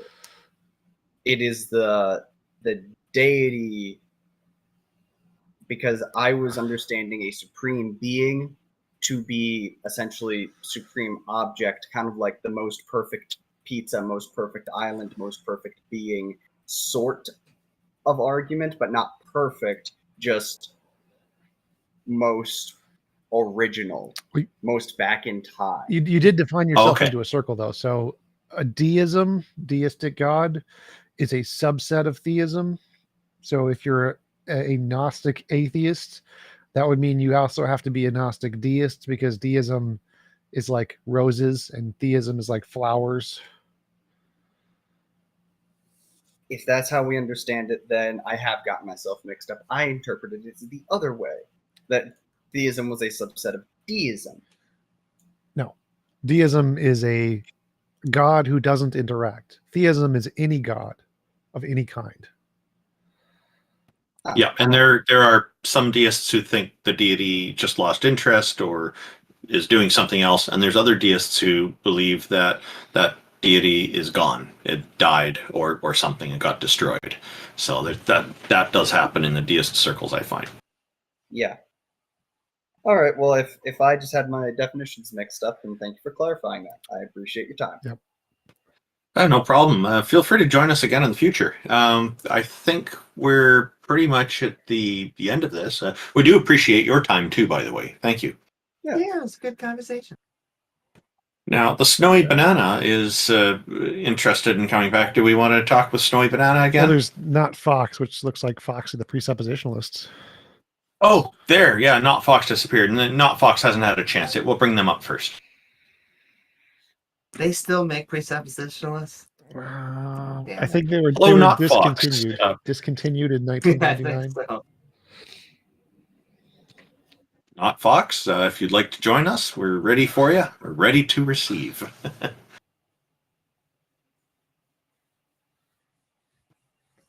Okay, so I guess what we'll do is we'll bring up the Snowy Banana for another chat. Just a moment here. The Snowy Banana, hello again. Been a little while since we've talked. What's on your mind now? So obviously, y'all would probably agree that if there was some sort of being that was a creator being created, all of the universe and all that, all of reality, that would be called a god. What I mean, but I would also assume you would think that something that didn't create the universe but exists within it, but has a certain amount of power and ability, could still be called a god reasonably. I would assume. Is that the case or no? Possibly like Thor or something. Yeah. Okay. So then I would say like, okay, what's like the minimum level to where you would say, okay, that thing is a god, where you would look at it, you would see its qualities, and you'd be like, you know what, that is worthy of being referred to as a god. I would require created literally everything else, so I wouldn't call Thor a god, just by convenience. Okay, well, so then you would say like, no, like that would not be. And just say Thor is a Thor wouldn't be a super god. powerful organism. Right.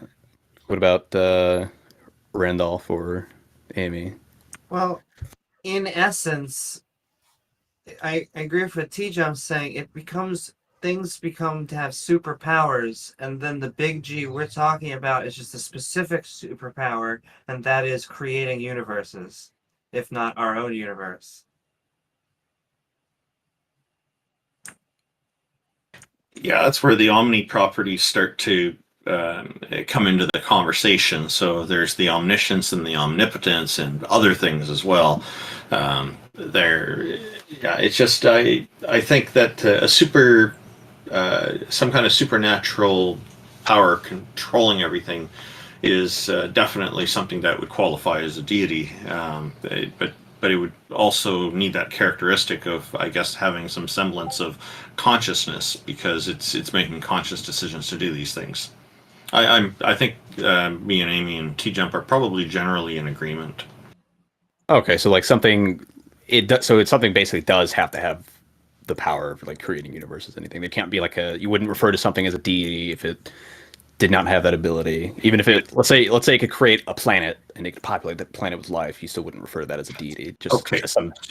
So you were asking about. It sounded like you were asking about monotheism, and and to clarify, I think we need to branch into this a little bit. When it comes to the polytheistic religions, there's very often deities have different duties and different capabilities, and so there are still goddesses and gods.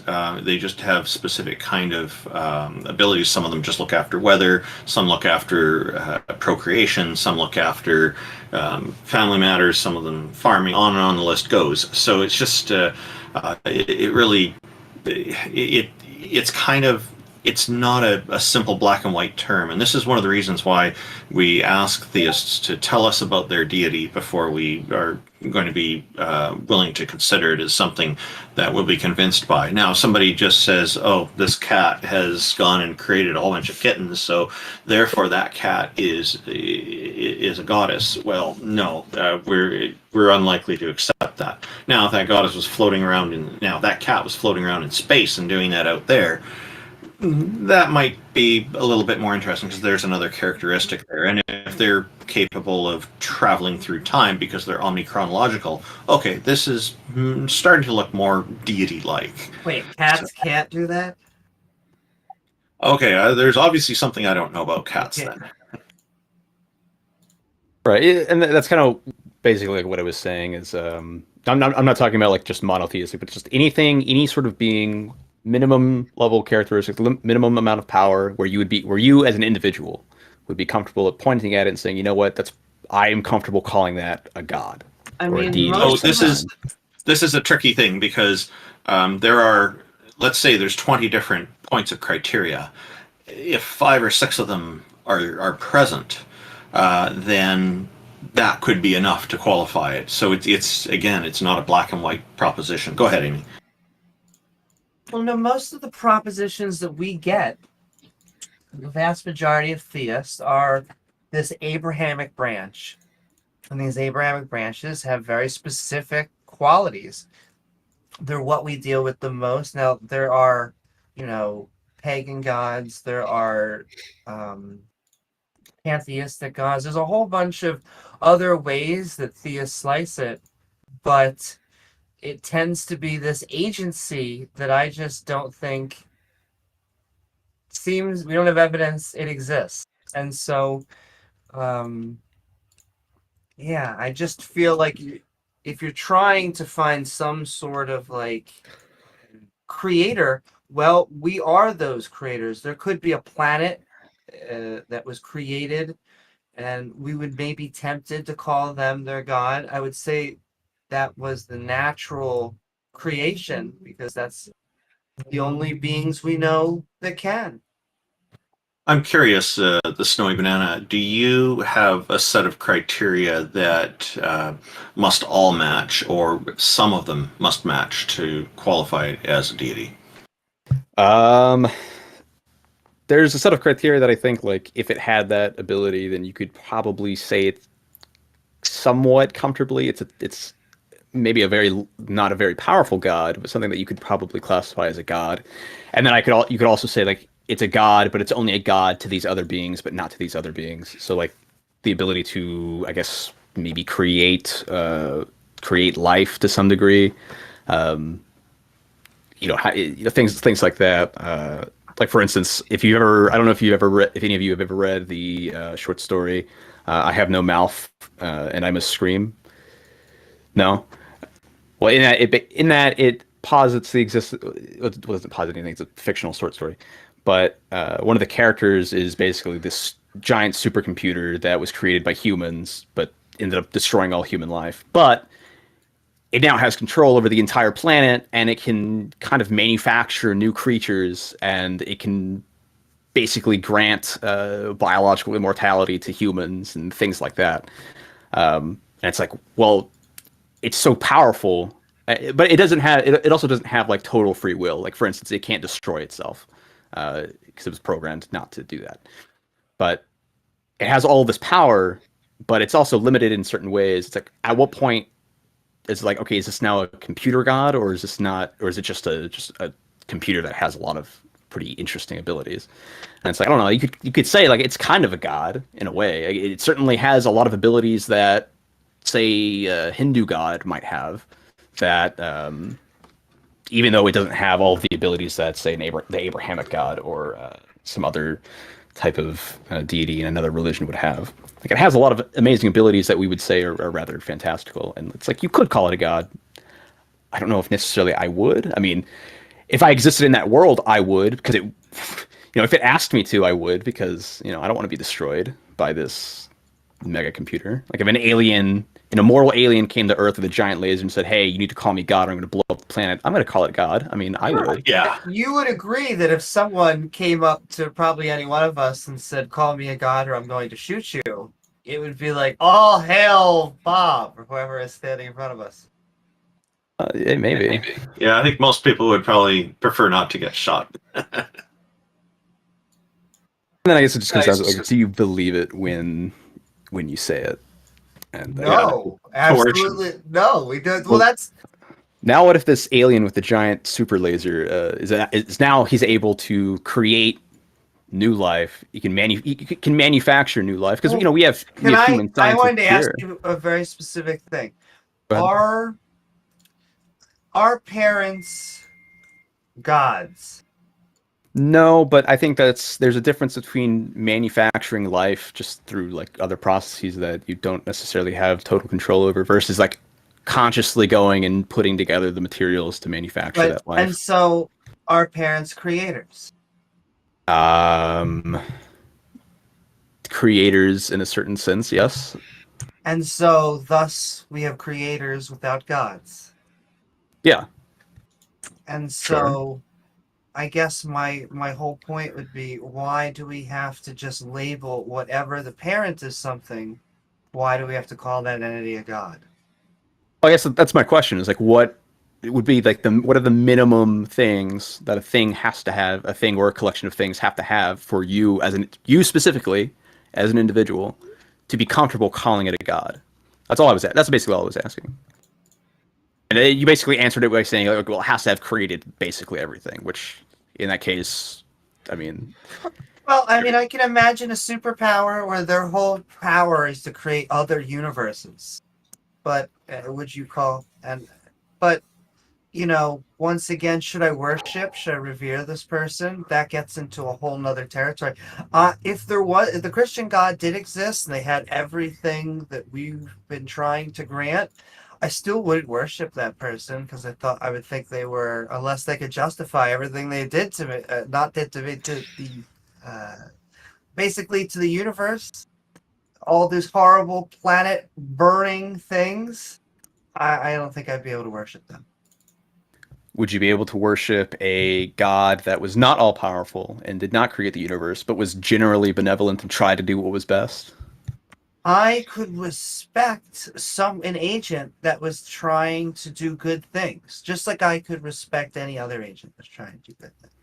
Okay, so what criteria would have to be met for you to be like, you know what, that thing is worthy of worship. I'm going to worship that being. Oh, I have a very specific joke, which is only your partner, anything you're in bed with. But generally speaking, you shouldn't. You shouldn't worship things. Just anything across the board. I can't think of something that you would like literal worship. I'm on the same page with Amy on this because to me, worship is a way of giving up a part of your own sovereignty, and I'm very much in favor of promoting the idea that each person is their own master, or at least should be to the greatest degree possible, and decide for themselves on things. And worship seems to me to be something that practice that gives all of that up. Why give that up? Why give up your freedom? Why give up your sovereignty? T-Jump, any thoughts on that? Nope. Okay. I mean, I don't know. Going back to the alien with the big super laser, you know, if he was able to not only blow up Earth, but also then capture your consciousness and put it into some sort of computer and just torture you for eternity. All right, guys, I'm gonna head out.